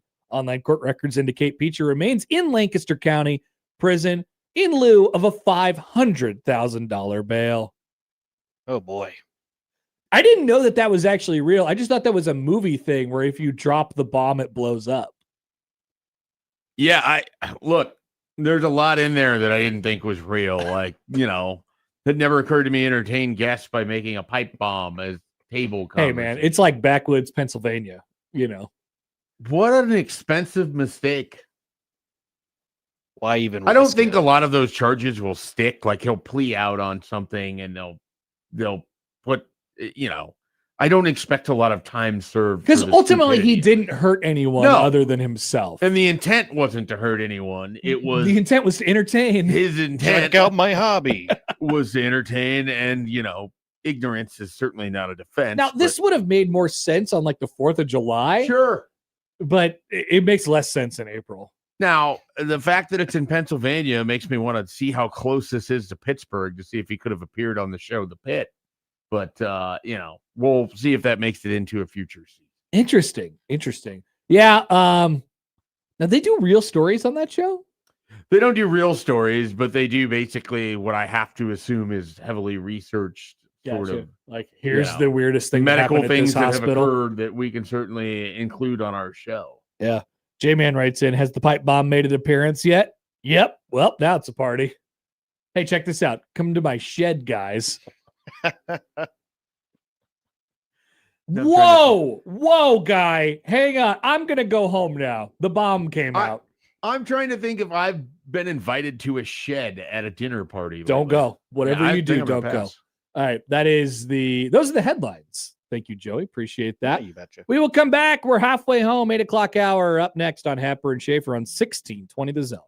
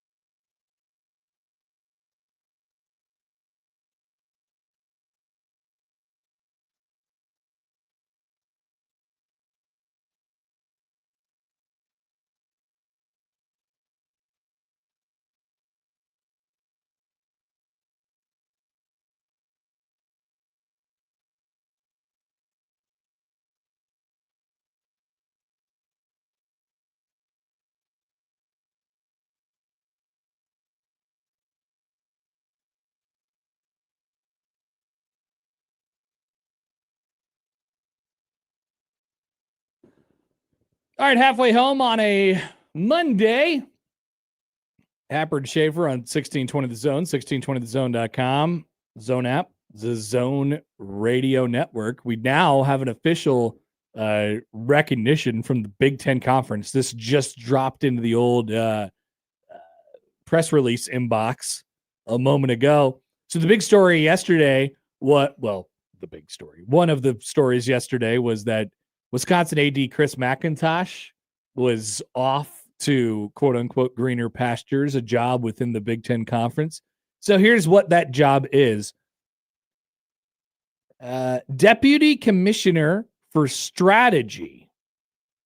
Whoa. What do we think that means? In the newly created role, McIntosh will advise the commissioner and lead overall strategy development for the conference. He will begin his role on May 1st. So they're focused on strategy. Yeah, you got to do strategy. Yeah, you got to have strategy for sure. And Now, what are they? They're a conference whose entire strategy purpose is to be a band of teams playing in college athletics. But now they've got a strategic VP. I don't even know what the actual title director. I'm sorry. Deputy Commissioner for Strategy. So as a deputy commissioner of strategy, is his job is he the one that's supposed to be strategizing how they can help break away from the NCAA? I don't understand what is he strategizing what their next move is in the realignment wars? You make a great point, Schaefer. What does a conference even do? What does a conference do? Generally, I think it exists to promote the members of its conference. Is what the idea should be, and then when they sit there and say go Michigan State, basically go Iowa, to probably dispute things between conference members. Okay, I like that. To employ and manage the officials that officiate the games of the conference. To help, as this would be part of the promotions as well, but with your Big Ten network, and to make sure, again, the publicity of your conference is good. Those are the things that you would expect them to do. I don't know what about strategy? Is this like a wartime consigliere? Is that what this is here? I'm not sure.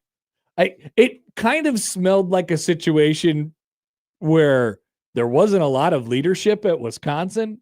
Famously, Wisconsin has no chancellor, no president, and now no athletic director. It's never been a school flush with cash. Yeah. In particular. So I don't know how good of a, we talked about it a lot over the years, and it was sort of mentioned off to the side. Wisconsin's having all the success. And then it was also mentioned I don't really know how good of a job that is. I don't really know how good of how well off they are at Wisconsin, but as long as they continue to win in all of these different sports, then who cares? Yeah. But then stuff falls apart. You make a change from the football coaching staff. Everybody leaves as far as the administration is concerned, and now your AD is taking a cushy job inside of the strategy department at the Big Ten Conference with Manfred's boy. Maybe he's just playing Stratego with Tony Petiti. Maybe that's what it is. Maybe he needs someone to play chess with. Tony needs a friend. Maybe he's one of these guys that really wants to play chess, but he wants to play it in person, and so he needs a chess partner. Now, John texts in on the text line at 402-951-1620. The conference is definitely not in charge of promoting their own baseball tournament. That is true. They're not in charge of promoting baseball at all. Maybe as part of the strategy, his job is to figure out what you do when you have a 16-team baseball conference and how you can get them all to play in the same tournament, let alone a basketball conference tournament. Did you see the call from the Wisconsin-Nebraska softball series this weekend? No, but my God. Not Nate Rohr. I'm familiar that it is oh my God. Wasn't a particularly competitive series. I'm going to go. No. It wasn't about Nebraska softball destroyed them. That wasn't the point. The point was that the call of it on the BTN Plus was rough. Rough. And not that, like the kids are put in the position to be in the calls on the various sports, and a lot of the kids do a nice job. A lot of this is the future of broadcasting looks to be pretty okay in the world of the Big Ten Conference. But we're also talking about some teams that really care about how they look and how they're presented and what they look like on TV. And if you can find them on TV, which you can't for the most part in baseball and softball, and the conference doesn't care at all. They're like, yep, we do this BTN Plus thing because this is what we do. We don't want anybody to have access to it. And if they do, they have to pay a lot of money for it. And we'll give them student broadcasters when they do. Sounds like an awesome idea. I mean, that's a conference thing. Yeah. Right? I'm going to try and find the video. It's here's hilarious. something that I'm now thinking about. And if you're the Big Ten, what is, other than just to try to bilk people for more money, which you really don't need, because you're a conference in college athletics that's just making money hand over foot, could you not institute some sort of thing where you can make the stuff that isn't going to appear on your over-the-air channel? Could you just not have a streaming setup on your website? You definitely could, but the rights all belong to the conference. Yeah, so like, why wouldn't you just stream stuff on here? So instead of, figure out a way to make money off of the streaming aspect of it just on your website. Like the Masters can do it. You should be able to figure out how to do it. All right, check this out. Joey, we actually will need audio on this one. Watch along at the product. And once again, the kids, this is an entirely student-run broadcast. This is not their fault. All right? Or Giancarlo. It's not Giancarlo's fault. Go ahead, Joey. Hit me with a little It's not Giancarlo's fault. It's not Giancarlo's fault either. Thank you, Bob Costas. These kids are just put in this position, and they're they don't know what to do. Okay? And they're likely being given no guidance whatsoever. But this is a top 10 or 5 softball team in the country who's relegated to the BTN Plus, playing at Wisconsin over the weekend and absolutely smashing them. Here's how it looked and sounded. This was from the game yesterday. Now in her second season with Nebraska, and she's going to lift that one into left. It is back at the wall and caught. A fantastic defensive play out and left by Riley Crane. Or not, it's gone out. It's a home run, excuse me. Hard to tell out and left. It can be hard to tell out and left. It's very hard to tell out and left. I don't know where he's sitting. I don't know what his vantage point is. It's hard to tell. I don't really know how close it was to being a terrific defensive play. Looked like the outfielder gave it one of those courtesy looks of like reach over the fence. It didn't seem like it was. I don't think it was close. Yeah, but yeah, way to go. Good job. Good effort. Good job by the Big Ten Conference. J-Man says, "Boom goes the dynamite." The sequel kind of did sound like that a little bit. Also, we get this text. We commented on this a little bit before. We can go back to it. Speaking of the conference, texter says, "Hello, my name is Dan, and I wanted to ask a question." Hello, okay, Dan. Can Nebraska baseball file a petition for yesterday's game? Oregon had players come out onto the field to fight, but did not get removed from the game as per the rules. Dan, I don't think you're going to like what we're going to have to say here. I think we're on it was up to the umpire's discretion. Yeah. I don't know. I mean, they sort of like ambled out onto the field in the way that a lot of teams do in a professional sense. Now in college, it's obviously different. I don't think this rises to the level of what was kind of the famous college basketball one where guys were just getting tossed. It was a Big Ten game where people came out onto the court this year. Yeah, not this year, in recent years. Okay. A notable player ends up, that was a conference tournament, maybe. Like a notable player ends up getting banished for the next game. I don't know. I'd have to go back into my brain to figure out when this is. But yeah, as far as I understand, Texter Dan, as far as I understand, the rules say that they are subject to an ejection, which means it is subjective whether they get ejected or not, and they did not. It was not deemed it was not deemed that it rose to the point where they needed to be ejected from the game. And frankly, I agree. I mean, I like, yes, they did cross the line. Yes, they were out onto the field, but they didn't threaten to do any sort of bodily harm. They went back after the get back coach got him back. And if they would have, if like 8 guys would have got tossed from that game, which we have seen before, that that has happened. If 8 guys got tossed from that game, it would have been on a technicality of like, oh, well, they crossed the line, and we're tossing everyone who crosses the line out. And that doesn't even necessarily mean Nebraska wins the game either. Also true. So there's that aspect of it too. I mean, the starters were out on the field at that point in time because they were on defense. So also true. There's that. I think what you want here is you want Nebraska to meet up with Oregon before they play UCLA in Omaha. That's what you would like. They could be one of the teams that make it, in the top 4, and they won't have to play till Friday. They win their way to meeting up in a semifinal. It could be a lot of fun. Honk, honk. It could be. Yeah, you get a loud, angry Omaha, Nebraska pro crowd, and Oregon showing up as the not so likable Ducks, and you get some noise, you get some volume. You would. I mean, we are trending toward this year's Big Ten baseball tournament being a pretty epic one. Yeah, you scoffed when I included it on my list in the power rankings of sporting events between the end of the NCAA tournament and whatever it was. This year, you might be onto something for Nebraska in particular. Well, this is entirely for Nebraska. As far as an event, I'm like, I don't. It's more just like a show up and enjoy it kind of thing than it is like this is an experience one has to have. Yeah, but it can be pretty fun. Texter Rob writes in, I cannot believe any of the Nebraska-Oregon series wasn't on TV, a ranked versus ranked matchup. Instead, they had Indiana and Maryland, neither of which have a winning record. Yeah, like, look, they're like, maybe they should spend their strategy on figuring out their televising of spring sports. Here's my problem now. Year. We do this every year now. We have now done this for as long as Nebraska has been in the Big Ten.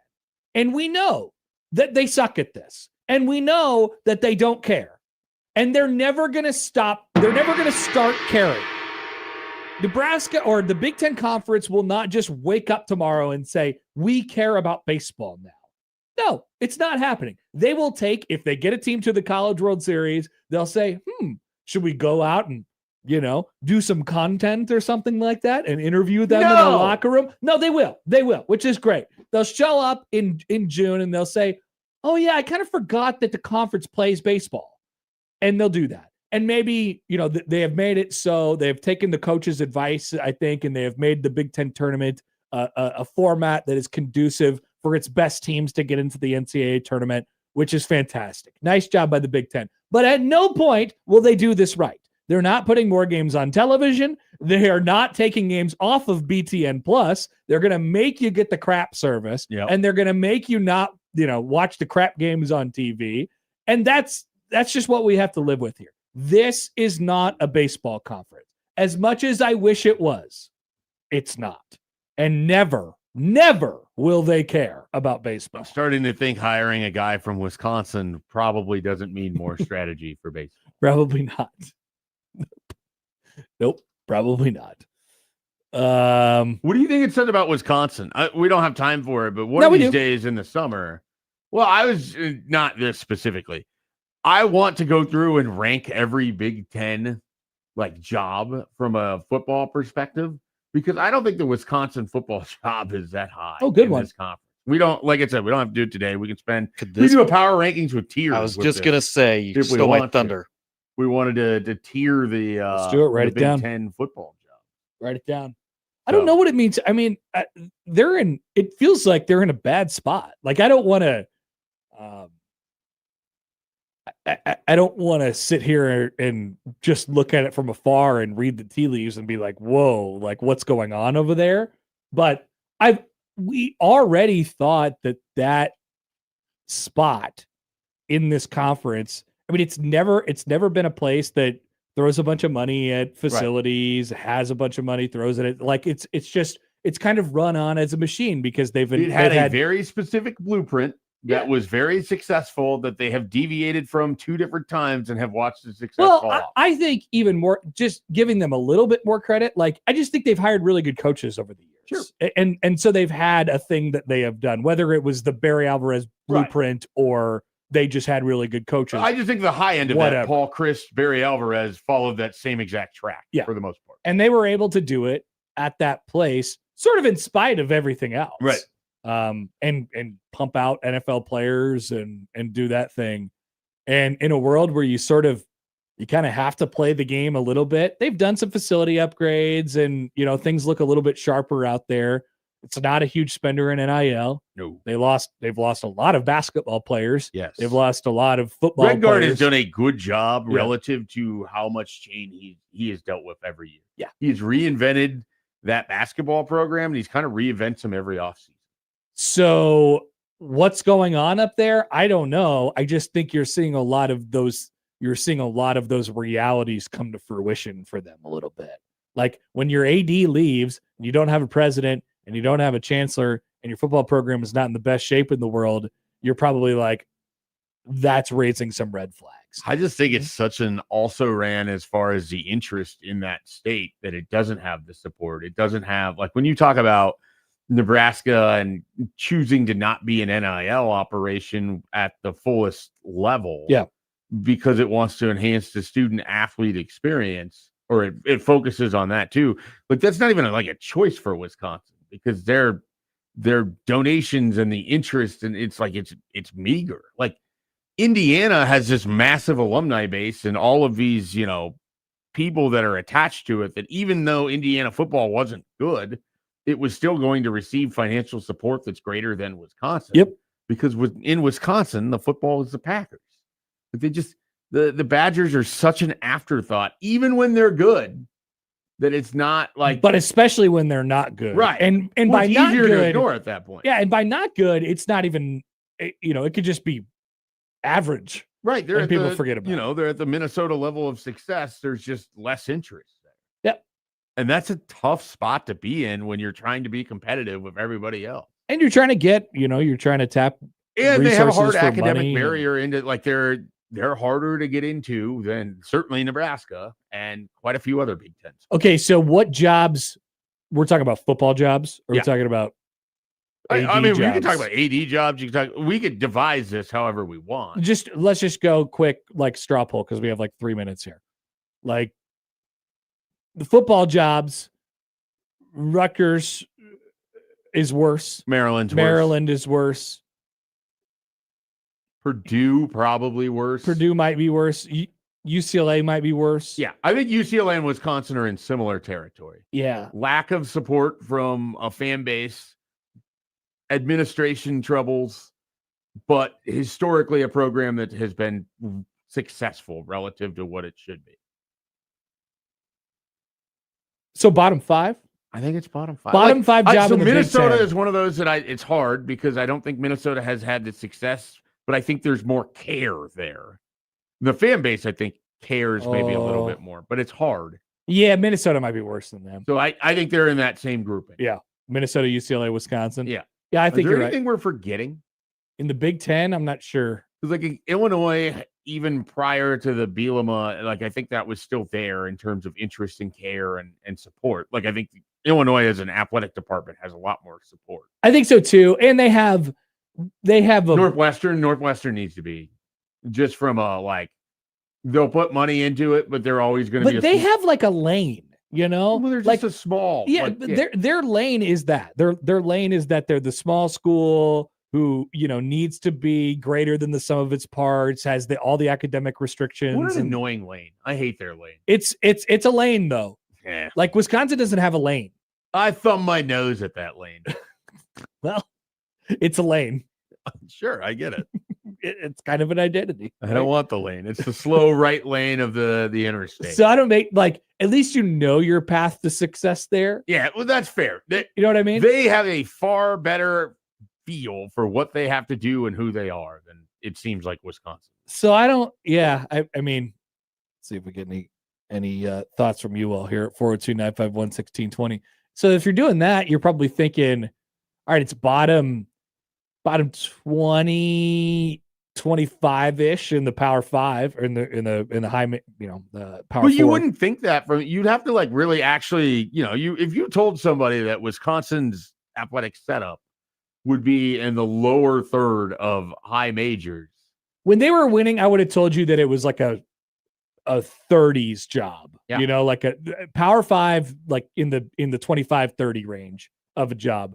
And now that they're not, and they seem to have lost direction, like you said, it's much worse than that. We'll see if the Wisconsin that popped up at the end of last year continues into this year. It was interesting. I mean, they played better. They were good at the end of the year. I don't know that I buy it. They again had to make some real changes. They'll be an interesting team.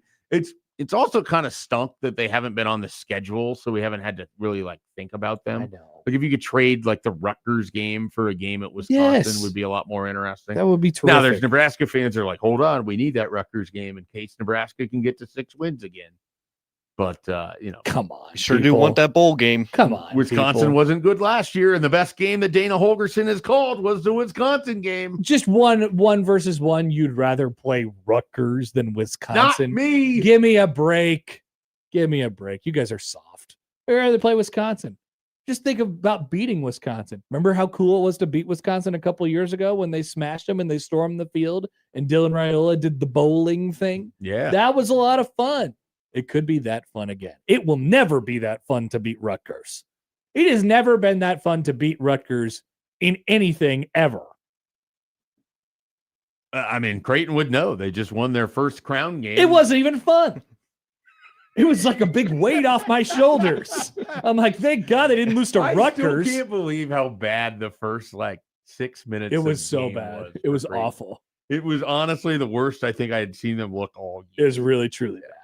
But luckily, it was Rutgers. That was a great sports snap. Luckily, it was Rutgers. That was a great sports snap. I will tell you that. Did you take a sports snap during the Creighton Rutgers basketball game? Yes, I did. Good job by you, Joey. Wouldn't that just be going to bed? Yeah, it was like 8:30, wasn't it? Yes, it was. All right. But any game involving Rutgers is a good sports snap. Oh yeah, we started at 7:30, and so it'd have been 9:30 local time here. It started after because I said Oregon, but the West Virginia Stanford foul prolonged that game. Yeah. Yep, it sure did. What a dumb foul. It's a dumb game and a dumb tournament. Let's take a break. We'll come back with Tim Verghese. What's Tim up to? Probably 157 recruiting updates. Yes. After this on 1620 The Zone.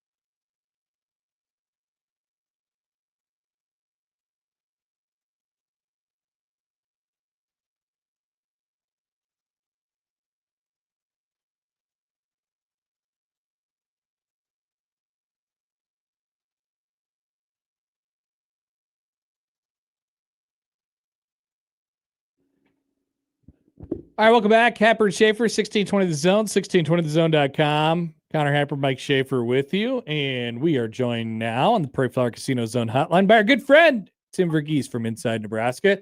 Tim, hello. How are you? How we doing? Good. Back from another long drive this weekend, yes? Yeah, definitely a trek. So I saw that there was like an omen. You saw like there was like an eagle that was taking you home or something like that on your drive back. Yeah, so at first it started off with we had a bad omen first. We had the destroyer, the old storm chasing vehicle, past that thing in Oklahoma City. I believe that's what it's called, but past that thing in Oklahoma City, and not a good omen. Then a couple hours later, saw and look, I'll say this: I got some flack on it on Twitter from a Kansas native that claims I did not see the eagle, but I thought it was a vulture. It was too big to be a hawk initially, and then as it flew over me, you saw the white head and the white tail, and I knew what I saw. How could a person claim that you didn't know what you were looking at? They don't think you know about aviary birds. Yeah, people don't. Yeah, I like that. It's unbelievable. It's actually a bit. What position do you think that eagle could best play on a football field? Oh, with the wingspan, you put that bad boy at edge. That's right. Okay. I didn't know if you were going to go with the very obvious ball hawking safety kind of thing, or. Oh, yeah. A Kyle Hamilton-esque safety. Now that would be fun. All right, so the drive was down at Dallas, right, for the 7-on-7 tournament, the OT7. Okay, so there's a lot of different stuff going on. There's always so many different updates from you on the website. Trey Taylor was there, kind of representing, as he always does, Nebraska. What were some of the takeaways that you have from talking to people down there, and what the vibe is on Nebraska right now? Yeah, it was a really good weekend from Trey and Tay Ellis, who those two teamed up for the first time ahead of teaming up this fall at Miller South, and then of course they're going to enroll together at Nebraska. But this is their first time teaming up down in Dallas, and so Tay just joined the team. Trey had a productive weekend. Let me double check, but yeah, I believe he finished with 23 touchdowns, no interceptions, 5-0 on the weekend, threw for over 500 yards. Or 600, over 600 yards. Had a very productive weekend. Again, in a weekend that we saw Will Menzel, who's one of the top quarterbacks in the country, Israel Abrams, who's a Miami commit, 4-star quarterback out of the Chicagoland area as well. And then we also saw Brady Edmonds, the Ohio State quarterback commit here in this cycle. I thought Trey had the best weekend of the four, and I didn't think it was particularly close this weekend. That wasn't the case, last weekend when he was out there. And so I'm curious to see the rest of the schedule, how he continues to play, but he's making a strong case for himself to continue climbing up the rankings. Just his ability to push the ball downfield with accuracy, ability to process at a high level, create and extend plays, all really stands out. But really, the two things for me were the accuracy and how harnessed the deep ball accuracy is at this point. He was pushing that ball downfield, and look, he's got some really talented receivers.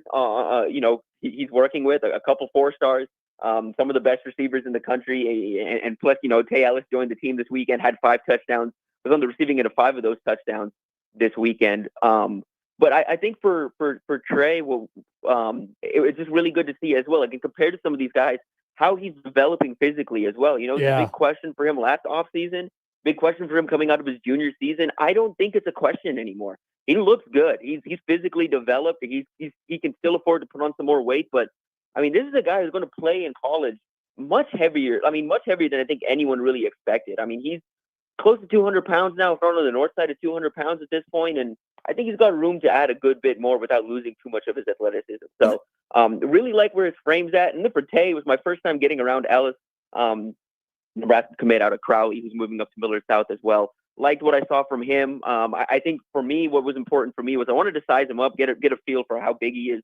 I think after seeing him in person, I can. I initially had him slotted in as like a true just sole slot receiver. I can see him working in on the outside as well. I think he can. I think he can win consistently on the outside. He's a pretty high floor prospect for Nebraska. Just a guy who runs routes pretty well, can separate pretty well, tracks the ball well. And of course, caught up with him after that Miami visit last week. He's completely shut down his recruitment now, happy to be on board. And look, man, I was there, and Trey's a staple on the 7-on-7 circuit at this point. He's been around a lot, so a lot of these guys on these other teams know him.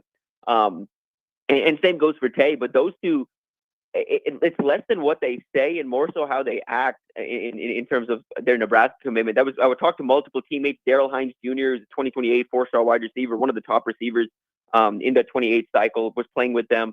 And he noted it of just like, with both Trey and Tay, it's not about what they say to him about Nebraska. It's their dedication to their commitment that really sticks out to him and has given him a lot to think about with Nebraska. So a couple guys I caught up with in that 28 cycle, Daryl Hines Jr., 4-star wide receiver, Tyree Manning, another 4-star wide receiver, two of the top receivers in the country. They both visited Nebraska for the first time last month. Both are eyeing multiple return visits back. I think Nebraska set themselves up very well in that recruitment, or both of those recruitments early on. In the 2027 cycle, caught up with Jalen Hill, who's a priority corner target for the staff out of California. He's 6'3", 180 pounds. I think at this point, Nebraska's established themselves as a top contender. The question with him and a few other DBs on Nebraska's board right now is there going to be a spot for him when he decides to make a decision? Hill's aiming to make a decision in August.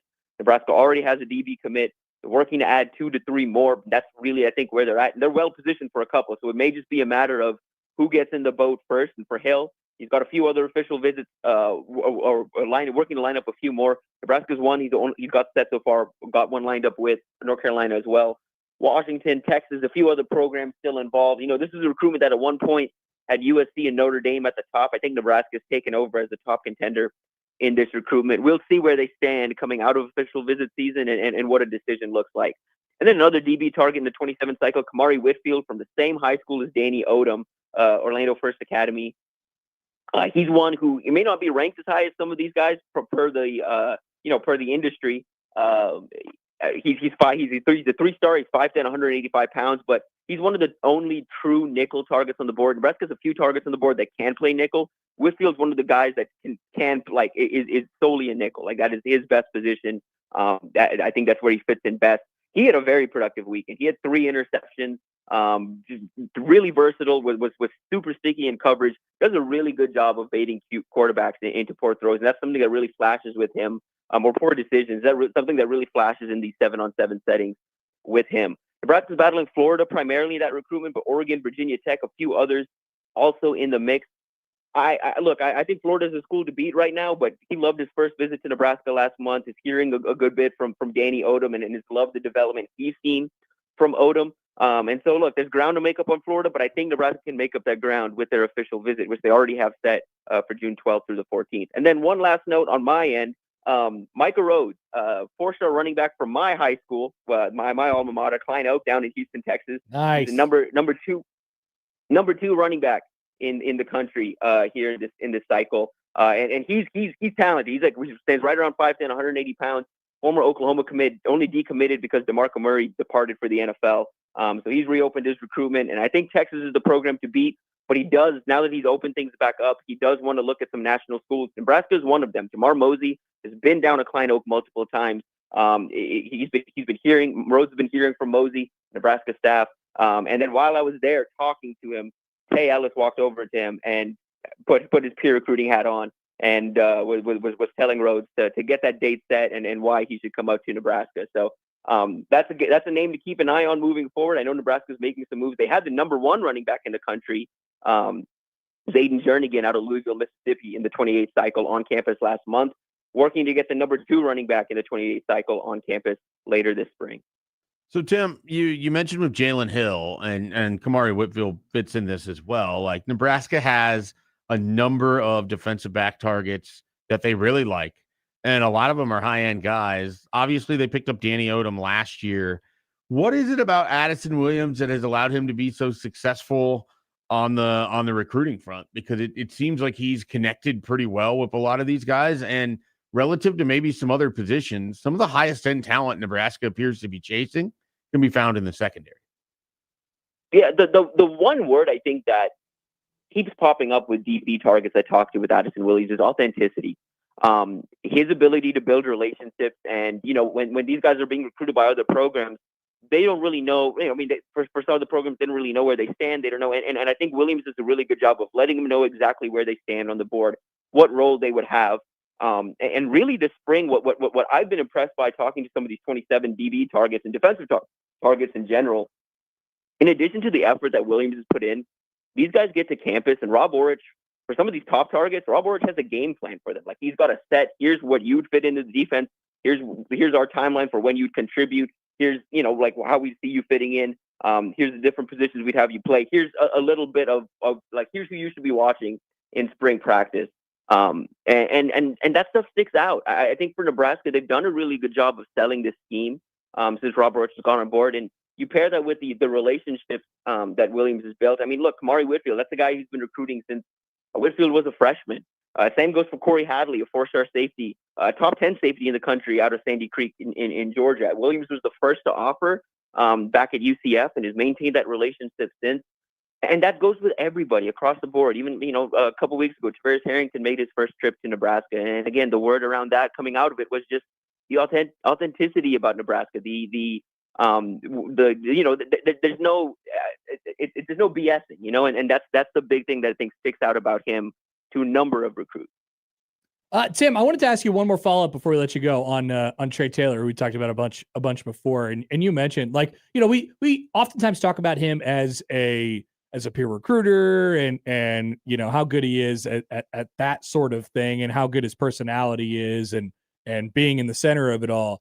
As a football player, I mean, I've noticed just in the clips that I've seen, he's, as you mentioned before, he seems to really be growing into his body as a football player. He controls the ball, I mean, pretty well for a guy his age. Like, what do you think? What's the projection on Trey Taylor? Is there a comp? Is there a ceiling? Like, do you want to put that on it this early? Like, what do you think of when you watch Trey Taylor and what he could be in like 3 years? So I had this debate with a few different media members and even coming out of the weekend, because I'm struggling to find a good comp for him, because I don't know if there's a perfect comp for someone who is as far along as he is from an accuracy and processing standpoint at this stage in his development with the dual threat capabilities. I mean, like, an early comp for him was Jaden Daniels just off the frame. I don't think that's a fair comp for him anymore. I think that comp belongs to Israel Abrams. Jaden Daniels at this point in his development was not this level of processor, was not this accurate, especially with the deep, like, he just wasn't this accurate and couldn't process this fast. And, Stroud's another comp that's come up. I guess Stroud, even to this day, is not like the most elite processor. And that's the thing Trey does at a very, very high level. And so those two things, it makes it tough for me to find a good comp. One that was brought up to me that I am intrigued by is CJ Carr with a higher ceiling, a little more athletic CJ Carr. Because that's the thing I don't think Trey gets enough credit for. He's quick. He's got some athleticism to him. He doesn't always flash it because he likes to win out of the pocket, but he's got some athleticism to him. He's got some juice to him as a runner, and that's something we saw on display as a junior. But yeah, I'm going to have more on him this week. I'm going to put out a full breakdown, because I've now seen him in multiple settings. I've seen him in pads. I saw him in Chicago last fall. I saw him in camps last summer, and I've seen him on the 7-on-7 circuit going up against top DBs and other top quarterbacks. And yeah, it's tough to find a comp. I'll say this though. I mean, just in terms of talking about who he is as a prospect, when you look at this 27 cycle, you look at the quarterback board and where things kind of stand. I don't know how many quarterbacks have a higher floor than he does. Like, the floor he comes in with at Nebraska is a guy who can hit with accuracy at pretty much every level of the field. Like look, I don't want to make too much. I don't want to sound like I'm hyping this up too much, but go watch across from his junior season to what he's done in the 7-on-7 circuit so far. The deep ball accuracy, the placement of those deep throws, he is excellent at those, and the velocity he gets on the ball consistently.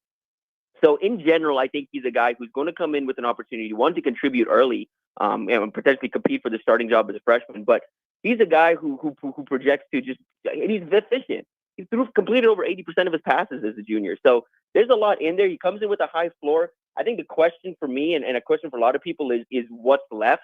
How much higher can he go?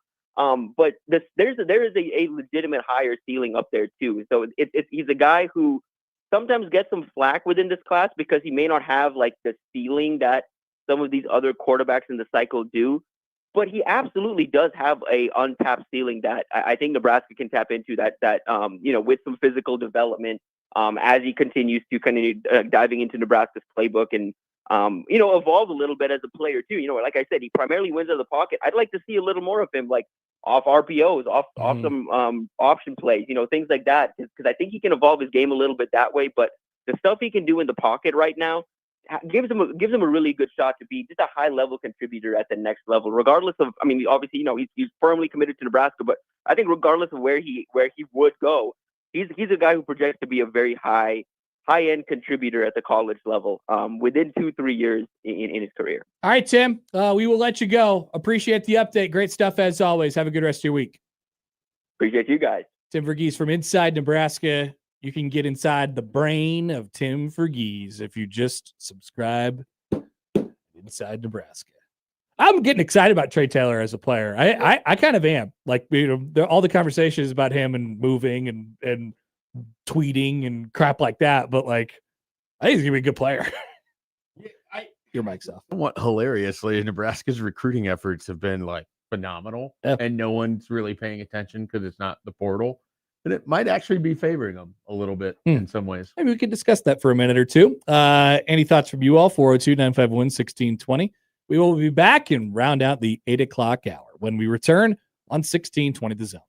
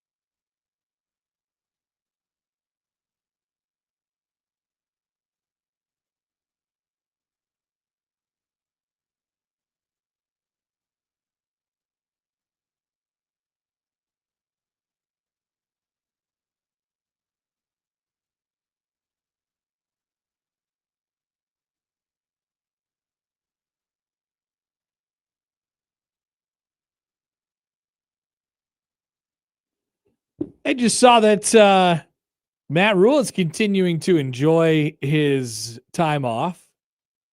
He was at the Masters More jet fuel money. this weekend.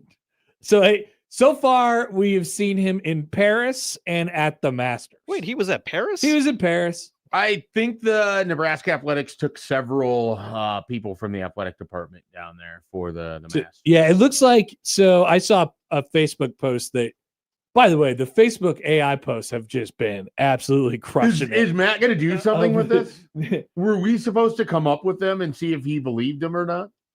That was a bit that we had kind of conjured up at one point. We didn't do anything. I forgot with it. about it. No, but by the way, so those posts are great. This is not AI.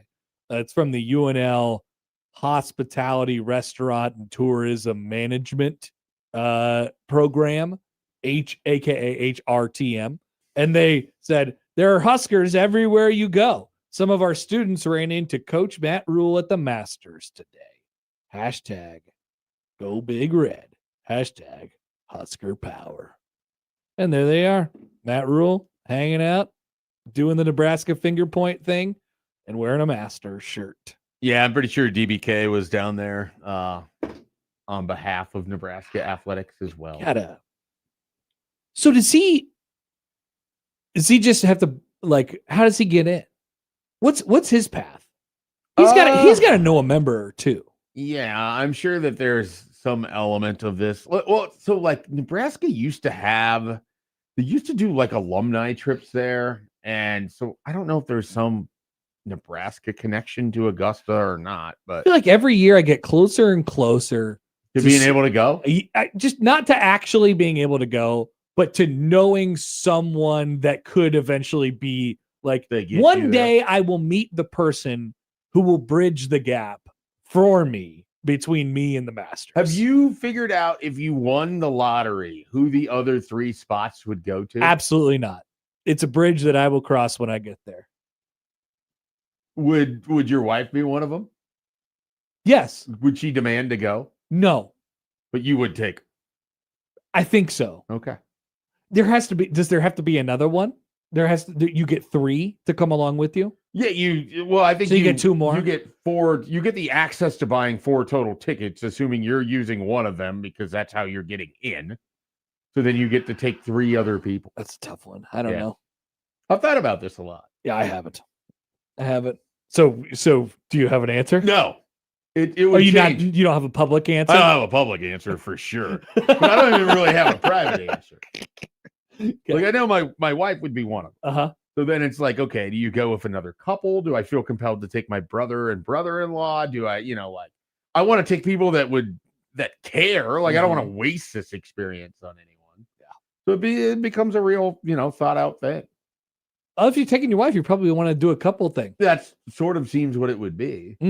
Interesting. Yeah, I don't know. Look out. Well, you'd have to win first, which seems like it's never going to happen. happen. And the guest that we're going to talk to in about 20 minutes is, I mean, he was the guy. He would be an option. Bruns was the guy who put me on to like the lottery existing like 15 years ago. Not surprising. He put you on to coffee, and he put you on to He put me on to Thin Lizzy. I'm just kidding. I knew about that. We definitely knew about that. In town. The Bruns is back in town, and he will be in about 15 or 20 minutes when he joins the show. Let's take a break. We'll come back 9:00 hour. Still plenty of things left to discuss, and we are back after this on 1620 The Zone.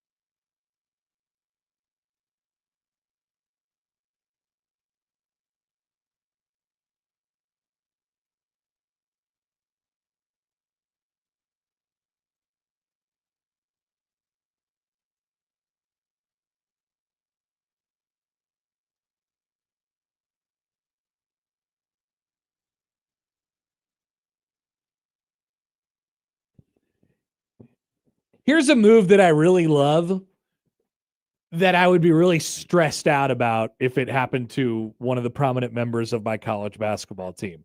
Did you see what Milan Momtilovic did over the weekend? The Iowa State wing. He both put himself up for the draft, but also in the portal. Correct. I love that move. You're just like, I am a complete and utter free agent. I'm beholden to no one. Literally anyone who wants to pay me to play for them, I will entertain that offer, but I will entertain it against literally every other offer that exists. And if I was a fan of Iowa State, I'd be like, damn, like that kind of sucks. Yeah. But he's got the opportunity to he's got the full free agency opportunity, both NBA and college at the same time. I was kind of reading on this, and it seems pretty likely he just stays in the NBA draft. That's what it looks like. But if he doesn't, then I fully expect him to be part of Team Pizza with those other guys who just joined up at Louisville the other day. I like that. Let's call him Team Pizza. Team Pizza. Or Team Really Thick Rim Glasses. Really thick rim glass. Team Team Tribal Tats. Tribal Tats? All right. Yeah. Pizza and Tribal Tats, the Louisville Cardinals story. Whatever that guy's up to. Or he could just go back to Iowa State. Iowa State put together a pretty good deal in the portal this weekend. So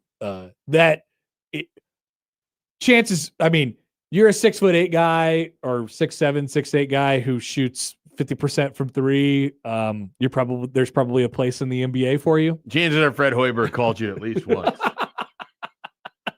Right? Yes. Chances are everyone in America, but definitely Fred Hoiberg calls you. Everyone, but definitely Fred Hoiberg. Definitely Fred Hoiberg. That was a good move. Speaking of NIL in the portal, so bigger picture conversation. I was reading Sam's story from the Omaha World Herald yesterday, and I think this is a pretty good angle on and a good perspective on what Nebraska's sort of attitude toward NIL is.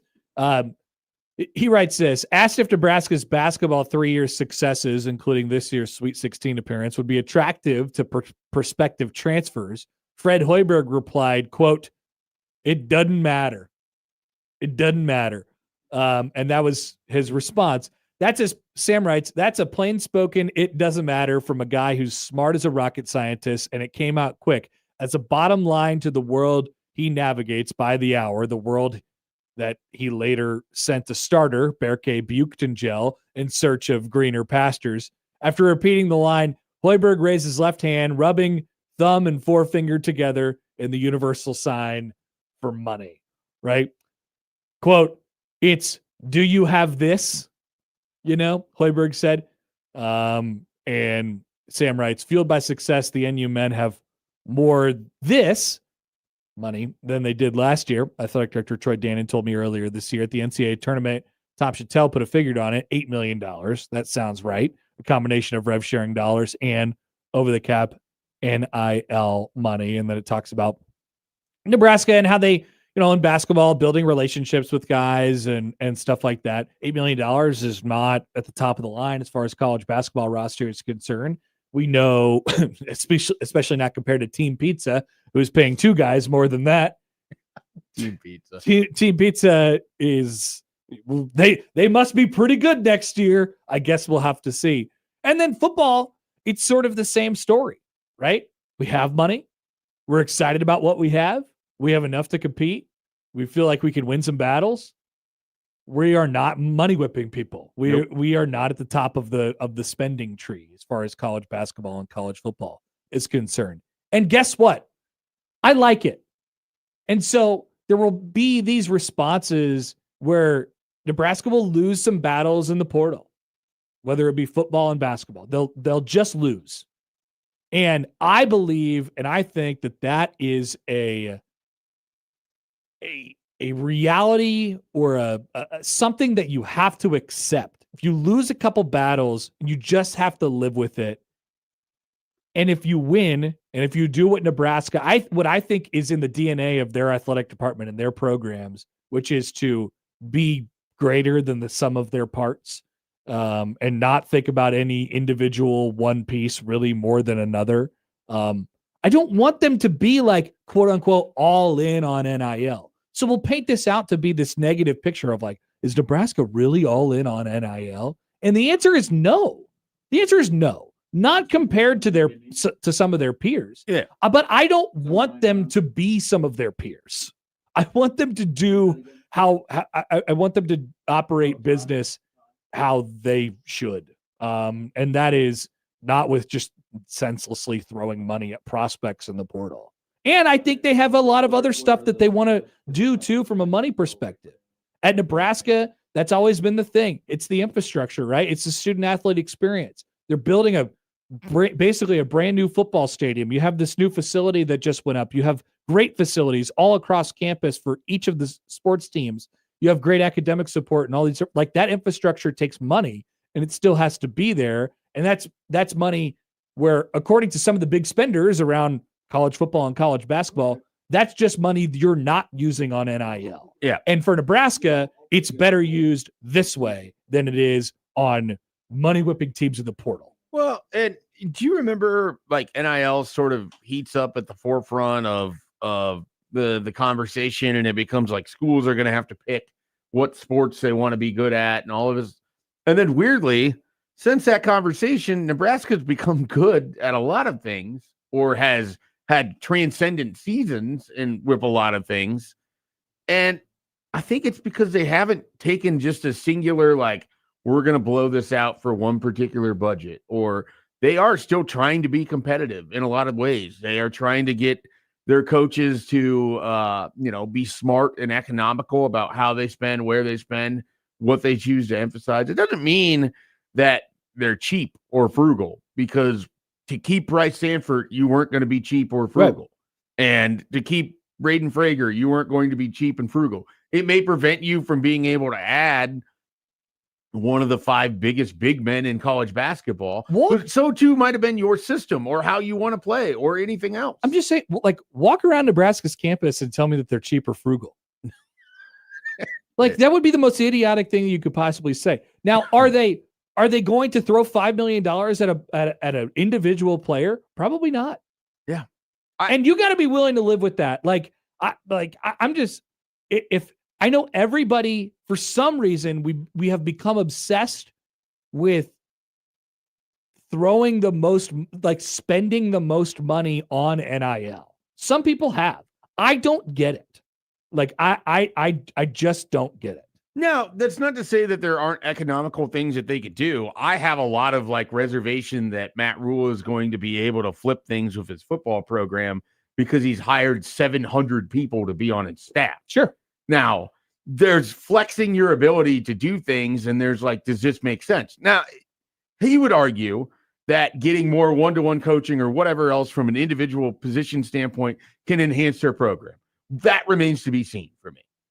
Maybe it will. I'm looking at on our whiteboard over here. I see this every day as I look at you, and I look at all of the names. We don't even have them all on there. There's people that are missing. There's hundreds. And so it's like, they're just finding different ways to do it. And there's different ways to choose to spend your money. And as we said last hour, Nebraska in a lot of sports are choosing to spend the bulk of it retaining people that they have brought in to develop, over choosing to play we're one piece away, so let's throw a bunch of money at this and it's going to save us. You look at Nebraska football season last year, I don't know that there's any one player they could have pulled out of the portal going into 2025 that dramatically alters the state of the season. Nebraska is they had an All-American running back. I agree. They had good enough wide receivers.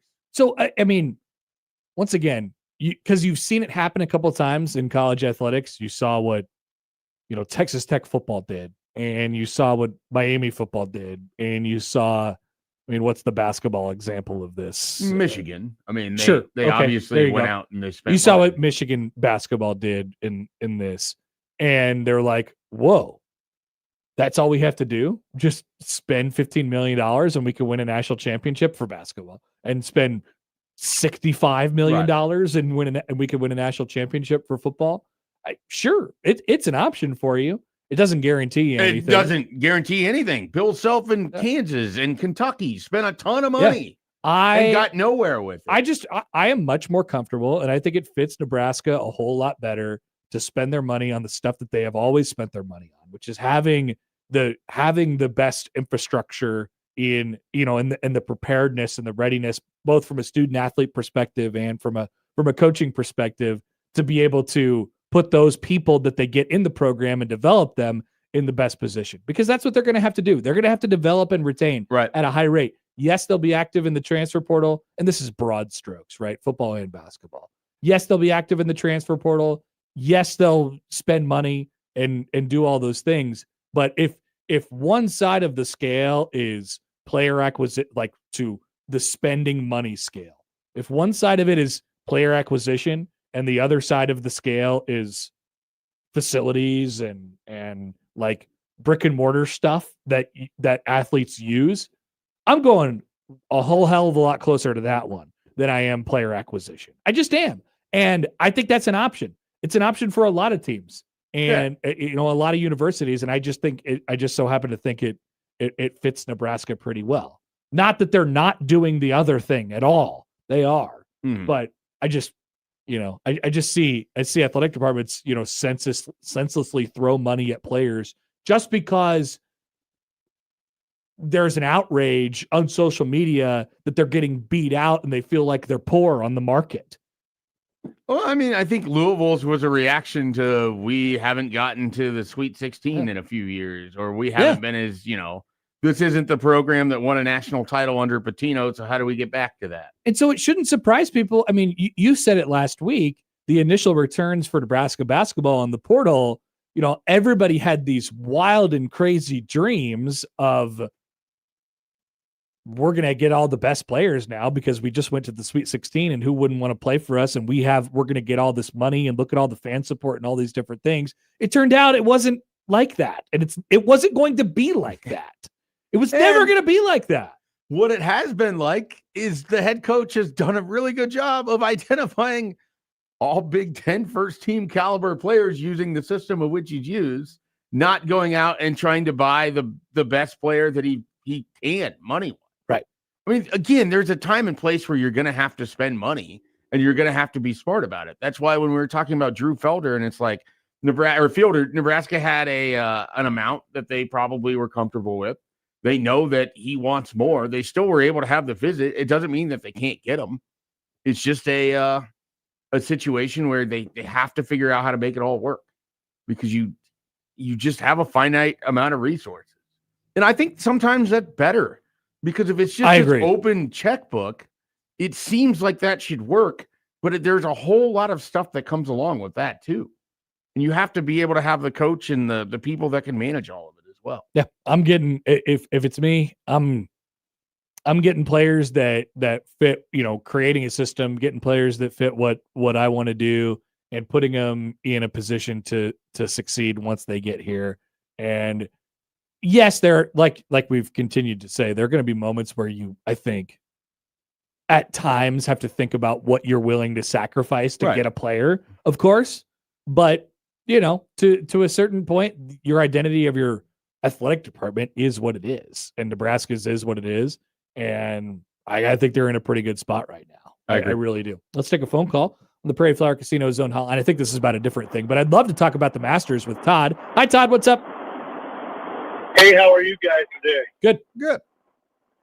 Well, hey, I was listening to your Masters talk earlier, and I want to tell you, I was at the 96 Masters, and we had special badges.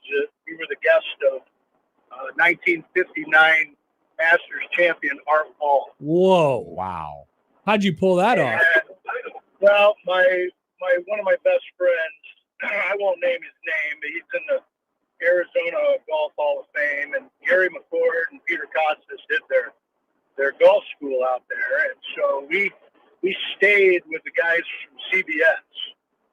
So we had McCord, Costas, Sean McDonough, Bobby Clampett in a house, and we got to see all 4 days, and on Thursday after the round was over, Costas came out to get us, and he's like, "Hey, do you guys want to go see the Butler cabin?" We're like, "Well, hell yeah, we want to see the Butler cabin." And we go up there, and now this is back in 1996. I don't know if it's changed now, but the Butler cabin, it shows you what television does for you. It was a tool shed. There's back behind the fireplace and the chairs, there's rusted out shovels and all kinds of stuff. That's amazing. What is And we got to see. So Happer, if you ever get a chance to go, lean on your friends and go, because I'll tell you what, I'll never forget driving into Augusta. We're driving by rusted out tractors on the side of the road. My buddy and I are looking at each other going, "Are you kidding me? Is this where the Masters is?"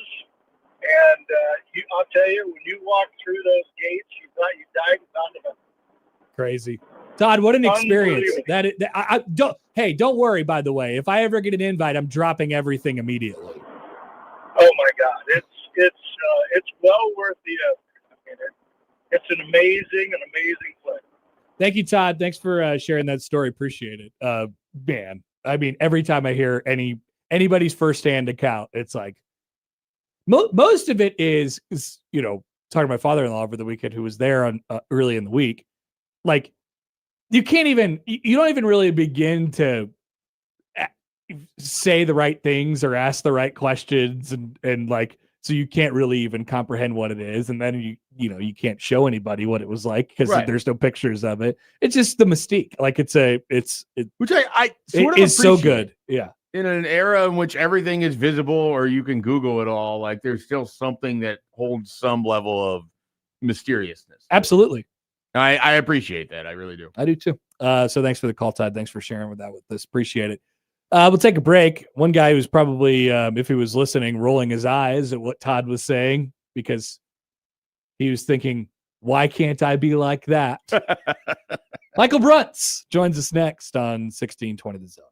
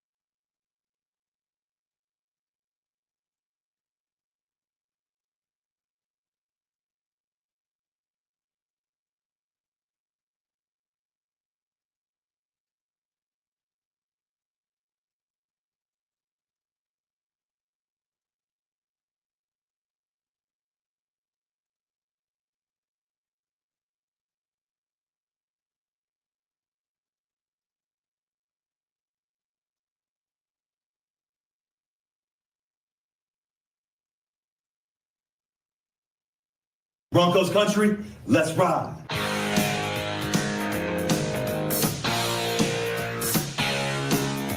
The Bronx is back in town. The Bronx is back in town. I said the Bronx is back in town. The Bronx is back in town. The Bronx is back in town. Bronx is back in town. Bronx is back in town. Bronx is back in town. Michael Brunks, Husker 24/7 on Happer and Schaefer, 1620 The Zone. And it sounds like there's about 18 minutes to first pitch at a baseball game of your choice. Michael Brunts joins us now on the Prairie Flower Casino Zone Hotline. Good morning, Brunts. How's it going? Okay, so we were talking. It's good. We were talking last week about decorum in golf, in particular, in the lead up to the Masters, and I think I appreciate a little bit of decorum, especially at the Masters. And then it was revealed that you, like I, are a hater of Bluetooth speakers on the golf course. Yeah, that's true. I'm anti-Bluetooth speaker. I'm with you. I don't know what you can never keep them at a manageable. If people were able to keep them at a manageable volume, then maybe I'd be okay with it. But for some reason, they're just not.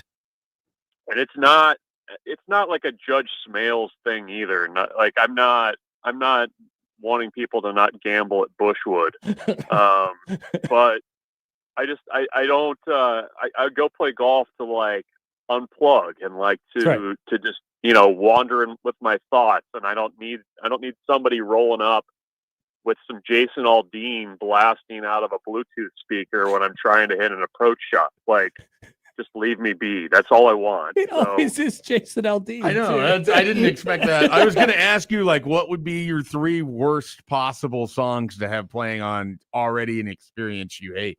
Yeah, I mean, any modern country would just sends me up the wall. I would be okay. Here's where I'm okay.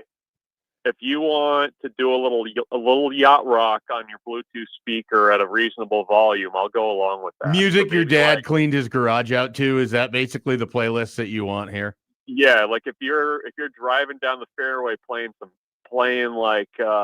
trying Ambrosia, to Bruce Hornsby. Yeah, Ambrosia would be great. Some Bruce Hornsby, basically the CVS Bangers playlist on Spotify. If you're playing that when you're driving down the fairway, I'd be okay with that. I was thinking Mandolin Rain. You'd be jamming out to Mandolin Rain. Yeah. Ambrosia is a good pull there, Schaefer. By the way, I appreciate that. What's the last time that you actually went out and golfed? When's the last time you actually played? If somebody takes on golf, he doesn't play anymore. Last spring, and it's not because the Bluetooth speakers have ruined it for me. It's more of a time thing. So, spending too much time with Spalding. Yeah, basically. Could you remind me when we should be looking out for the email that will ultimately get declined? That is the entry point to the Masters lottery. Because you're the one who put me on this a decade ago. Yeah, it's a sign of summer. When when it starts turning to basically the Masters is done, they send the email and say, hey, enter the lottery for next year, and then it's just absolutely, you're just waiting for it. And there's a couple people that turn me on to it, and we'll be texting hey, did you get your rejection notice yet? And last year, one of the folks, he's like, hey, I just got my email and I hadn't gotten mine yet. And I was like, interesting. Holy crap, maybe this is the year. And no, it was just 2 days later. It was just a big swift kick right to the pills. Not denied. They again. do it in waves, and that's annoying because you think you won. That's happened to me too, where I felt like I was one of the last people to be informed. Nope, not you.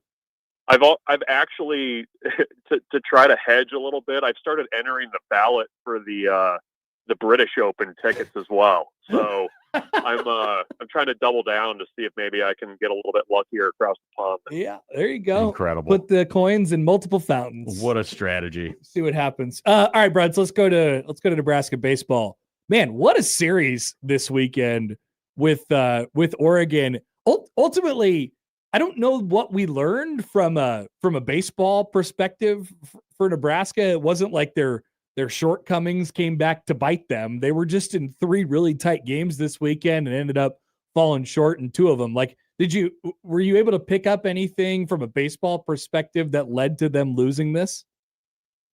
I mean, each game was kind of its own thing. I mean, I agree. I mean, like it's interesting, like when, and maybe the Big Ten has kind of like numbed you to this, like not you, but like people that watch baseball. But like when you see like a really high level series of 3 games, and it's, you know, a pitch here, a play there, an at bat here, or whatever, it almost kind of lessens the like huge swinging hot takes on things. You know what I mean? Like yesterday, like Clevenger has to go in there and get his guy. Like he's got one guy to get out. That's it. Like that's his job. He doesn't get him out. You know, they get an RBI off of it, and that ends up being, you know, a huge play. Like you either do or you don't. And, you know, I do think though, big picture wise, I mean, you know, does Nebraska, you know, re-examine what they're doing with their weekend starting lineup, you know, the order of things? Like, is Ty Horn still your guy on Friday going forward? Because, you know, for the last month or so, he's had a little bit of trouble getting into the 5th inning. And you just can't continue to live like that in 3 games weekend series. I mean, you can't be going to your bullpen in the 5th inning on Friday when that's already, you know, kind of a thin part of what your roster is. So I don't know if that changes with, you know, USC, if they look at that a little bit differently. You know, it's, you know, getting Will Jeske back would be huge. He's still, I think, pretty limited by that hamstring just because it would, you know, I think they need a little bit more consistency from the DH spot. But I don't know. I mean, it was a good series. It was a super testy series, which was kind of interesting. But you know, you got one, you lost 2. You probably could have gotten the other 2. So I mean, that's baseball. I don't know. I mean, you just got to kind of reset quickly and get ready for Creighton and USC. Where did Case Sanderson turn into Barry Bonds on the flight over to Eugene? I mean, he had 1 homer coming in. Right around the Rockies. Leaves with 4. Yeah, I mean, he had quite the series there. I mean, this just kind of speaks to what you've said a few times, though, when you're competitive 1 through 9, it can come from anywhere over a weekend series. Yeah, and it's always been there for him. Like, I think in some ways he is almost at a disservice because he's such a good hitter. Like, he will, like, if you watch him hit, like, he'll absolutely bleed a count to death. Like, he's been in a lot of 3-2 counts, a lot of 2-2 counts. And, you know, he's more than comfortable with just popping an opposite field single into, you know, shallow left. And that's been, you know, kind of what he's done for his whole career. Just, you know, a really good professional hitter. And, you know, I think they've wanted him to, when the opportunity is there, you know, take some big swings because the power is in there. I mean, he's, you know, every bit of 6'2", 6'3", 220 pounds. He's not small. And, you know, when he's, you know, kind of thinking that, I think he's able to, you know, pop the ball out of the yard a little bit. I mean, and he showed it off this weekend where it was you know, yesterday it was a complete opposite field homer to true left field. He had, you know, a pull side homer. Like, you know, if he adds that to, you know, his repertoire, he's an even more dangerous hitter. But it's always kind of been there. It's just more of a, you know, just getting him to go up to the plate thinking, like, if I get something up in the zone, I'm going to hit this out of the park rather than, you know, just be content with a single or a double. Brunts, we pinpointed this kind of run of 9 games here, starting with the midweek last week against Tuesday, which you lost in close fashion. Same thing this weekend against Oregon. So you're 1-3 out of your 4 games played there so far. Creighton tomorrow, USC this weekend, and then back at Kansas the Tuesday, 8 days from now. What do they need to do in this stretch of 5 games here, especially, you know, highlighting USC coming into town this weekend, who's now a top 15 ranked team? Well, I mean, I mean, are you talking like a host conversation? Like what do you? I like, guess they that's just it, gotta right? win Like games. where do you want to go? And if you want to host, that's one thing. And and then what else? To remain sort of one of those top 4-ish teams, which I don't think they're in really any danger of falling Doesn't out really of feel like it. at this point. No. Yeah, I mean, I guess the question is hosting regional. I'm just trying not to ask that question to literally everyone. Like, hey, what do they host what are they No, going I to do to get host it. a regional? I get it. No, I get that question a lot. It's like how many games do they have to win? And the answer is I don't know. You look at what happened this weekend with the way that thing shifted. So they lose Friday, win Saturday, and they're all the way back up to 23 in the RPI with just that one road win. It's still really volatile, and it's going to be volatile, especially if you're playing, high RPI teams, which they are. I mean, that's the reality of it is if you win those games, there's the potential for big gains. If you drop it, it's a little less of a hit than what it would be if you're losing to like Penn State or something like that. But no, I mean, I think the dropping the series at Oregon, I mean, it's now a must win at home against USC if you want to continue that hosting conversation. I'm trying to think what's left on the schedule for them. There's not, USC is kind of the last real big, like, RPI type weekend opportunity for them. And, the midweeks can help. They still have Kansas and Kansas State, like you said, but, this stretch of about 8 games was going to determine a ton about what we're going to be talking about in May. Like I think walking away from the series this weekend, it's, Nebraska's very much an NCAA tournament team. Like, Yes. There's no question in my mind about that.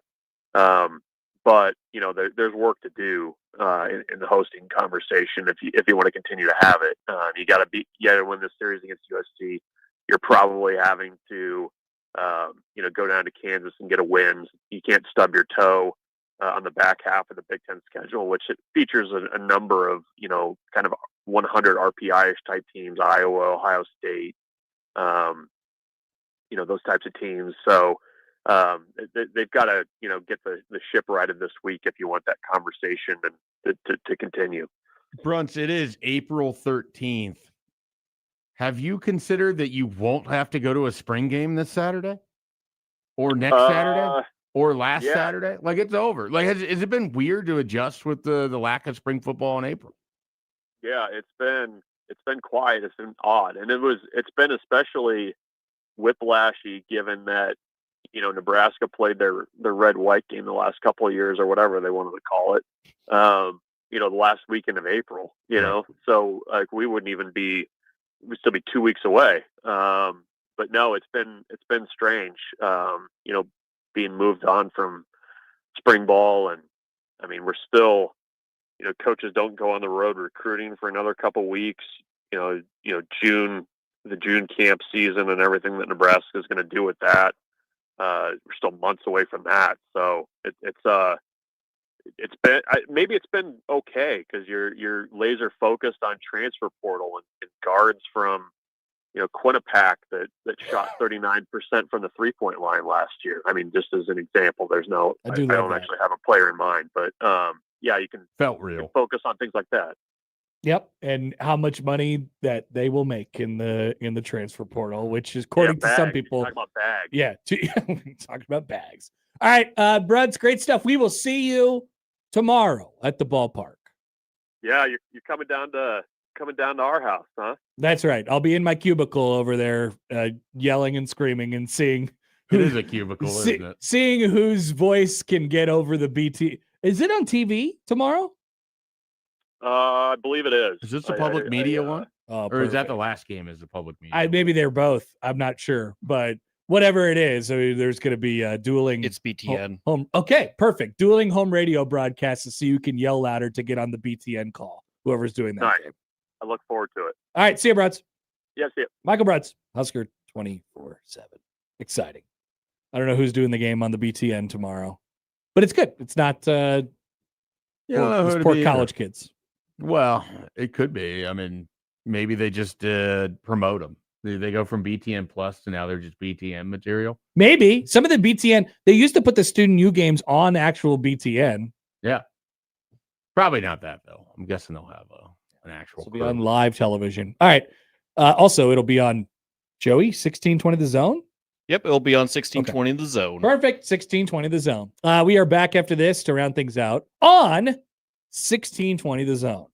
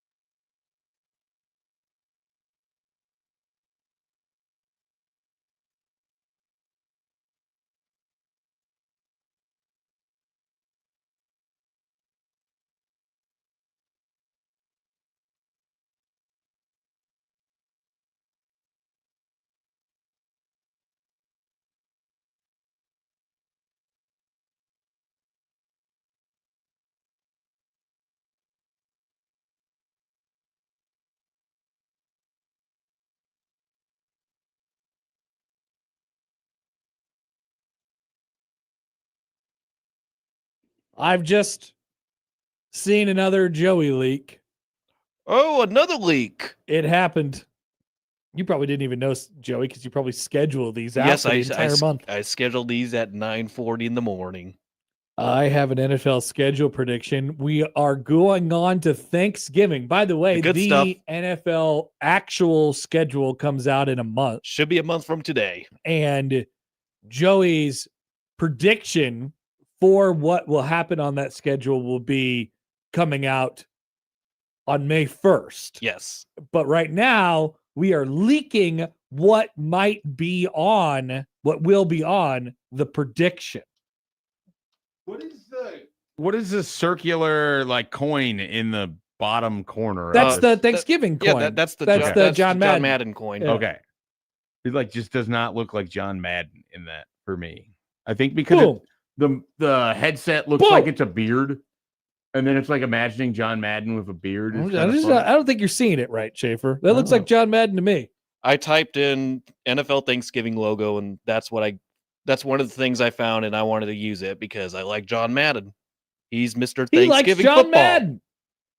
Thanksgiving, second best nap of the year. But yeah, there's like 2 posts for Thanksgiving because there's rumors that the NFL could potentially add a Thanksgiving Eve game, another Wednesday game. Why must they play on every day? I don't know. They're Because dumb. you will watch. Of course I'll watch. That doesn't mean you have to do it. They know that they own your soul. They do, but that doesn't mean they have to exploit it. Well, it doesn't mean they have to. Just say no. They will. Hashtag just say no to 3-point per game players who are asking for $1 million in the portal. Hashtag just say no to exploiting the fact that they know they have my soul. Look, here's the problem. I'm one of the people that's like completely okay with it. I'm not going to go out to the bars anymore on the Wednesday before Thanksgiving. I'm not either. So I'm just going to stay home and watch football. But why does it need to be on every day? Doesn't it feel, I will say this. The people love to complain about when football is gone. Mm-hmm. Yep. The first couple weekends after the Super Bowl without having to watch the NFL every Sunday, because it feels like a chore at that point. They're glorious. I can move about my day, and yes, there's plenty of college basketball. I was going to say, I think that has more to do with where you're at with college basketball. But like, than it does anything else. I don't feel this. It just feels so cumbersome. It feels so heavy by the end of the NFL season. I'm just like, all right, I guess I'll watch Sunday Night Football again.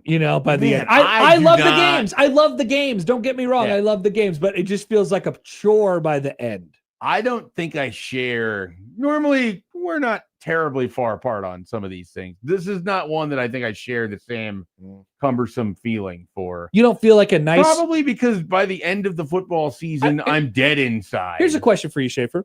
What are you going to do this Saturday? What am I going to do this Saturday? I'm watching the NBA playoffs. Are you excited? Moderately.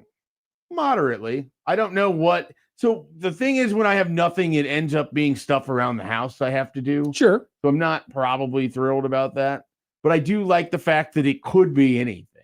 Though Me too. I will have to watch the child in the evening. So there's like a cap as to what I can do. I was told yesterday. So Creighton baseball's out of town this weekend. Mm-hmm. I don't have anything to do. So I was going to maybe stay at home. And then my wife said, hey, is it okay if I have some people over? And I go, on Saturday? And she's like, yeah. And I said, would you like me to leave? And she said, yes. And I said, what will I do? I am now enthralled with the possibilities of what could be for me on Saturday. I have an idea of where you'll be. I don't have a child that I'll have to, I will have a child, but I don't have a child that I have to take care of on that particular time. I will just have my own thoughts. Where do you think I'll be? I think you'll be over at the casino. Whoa. I just got back from the casino.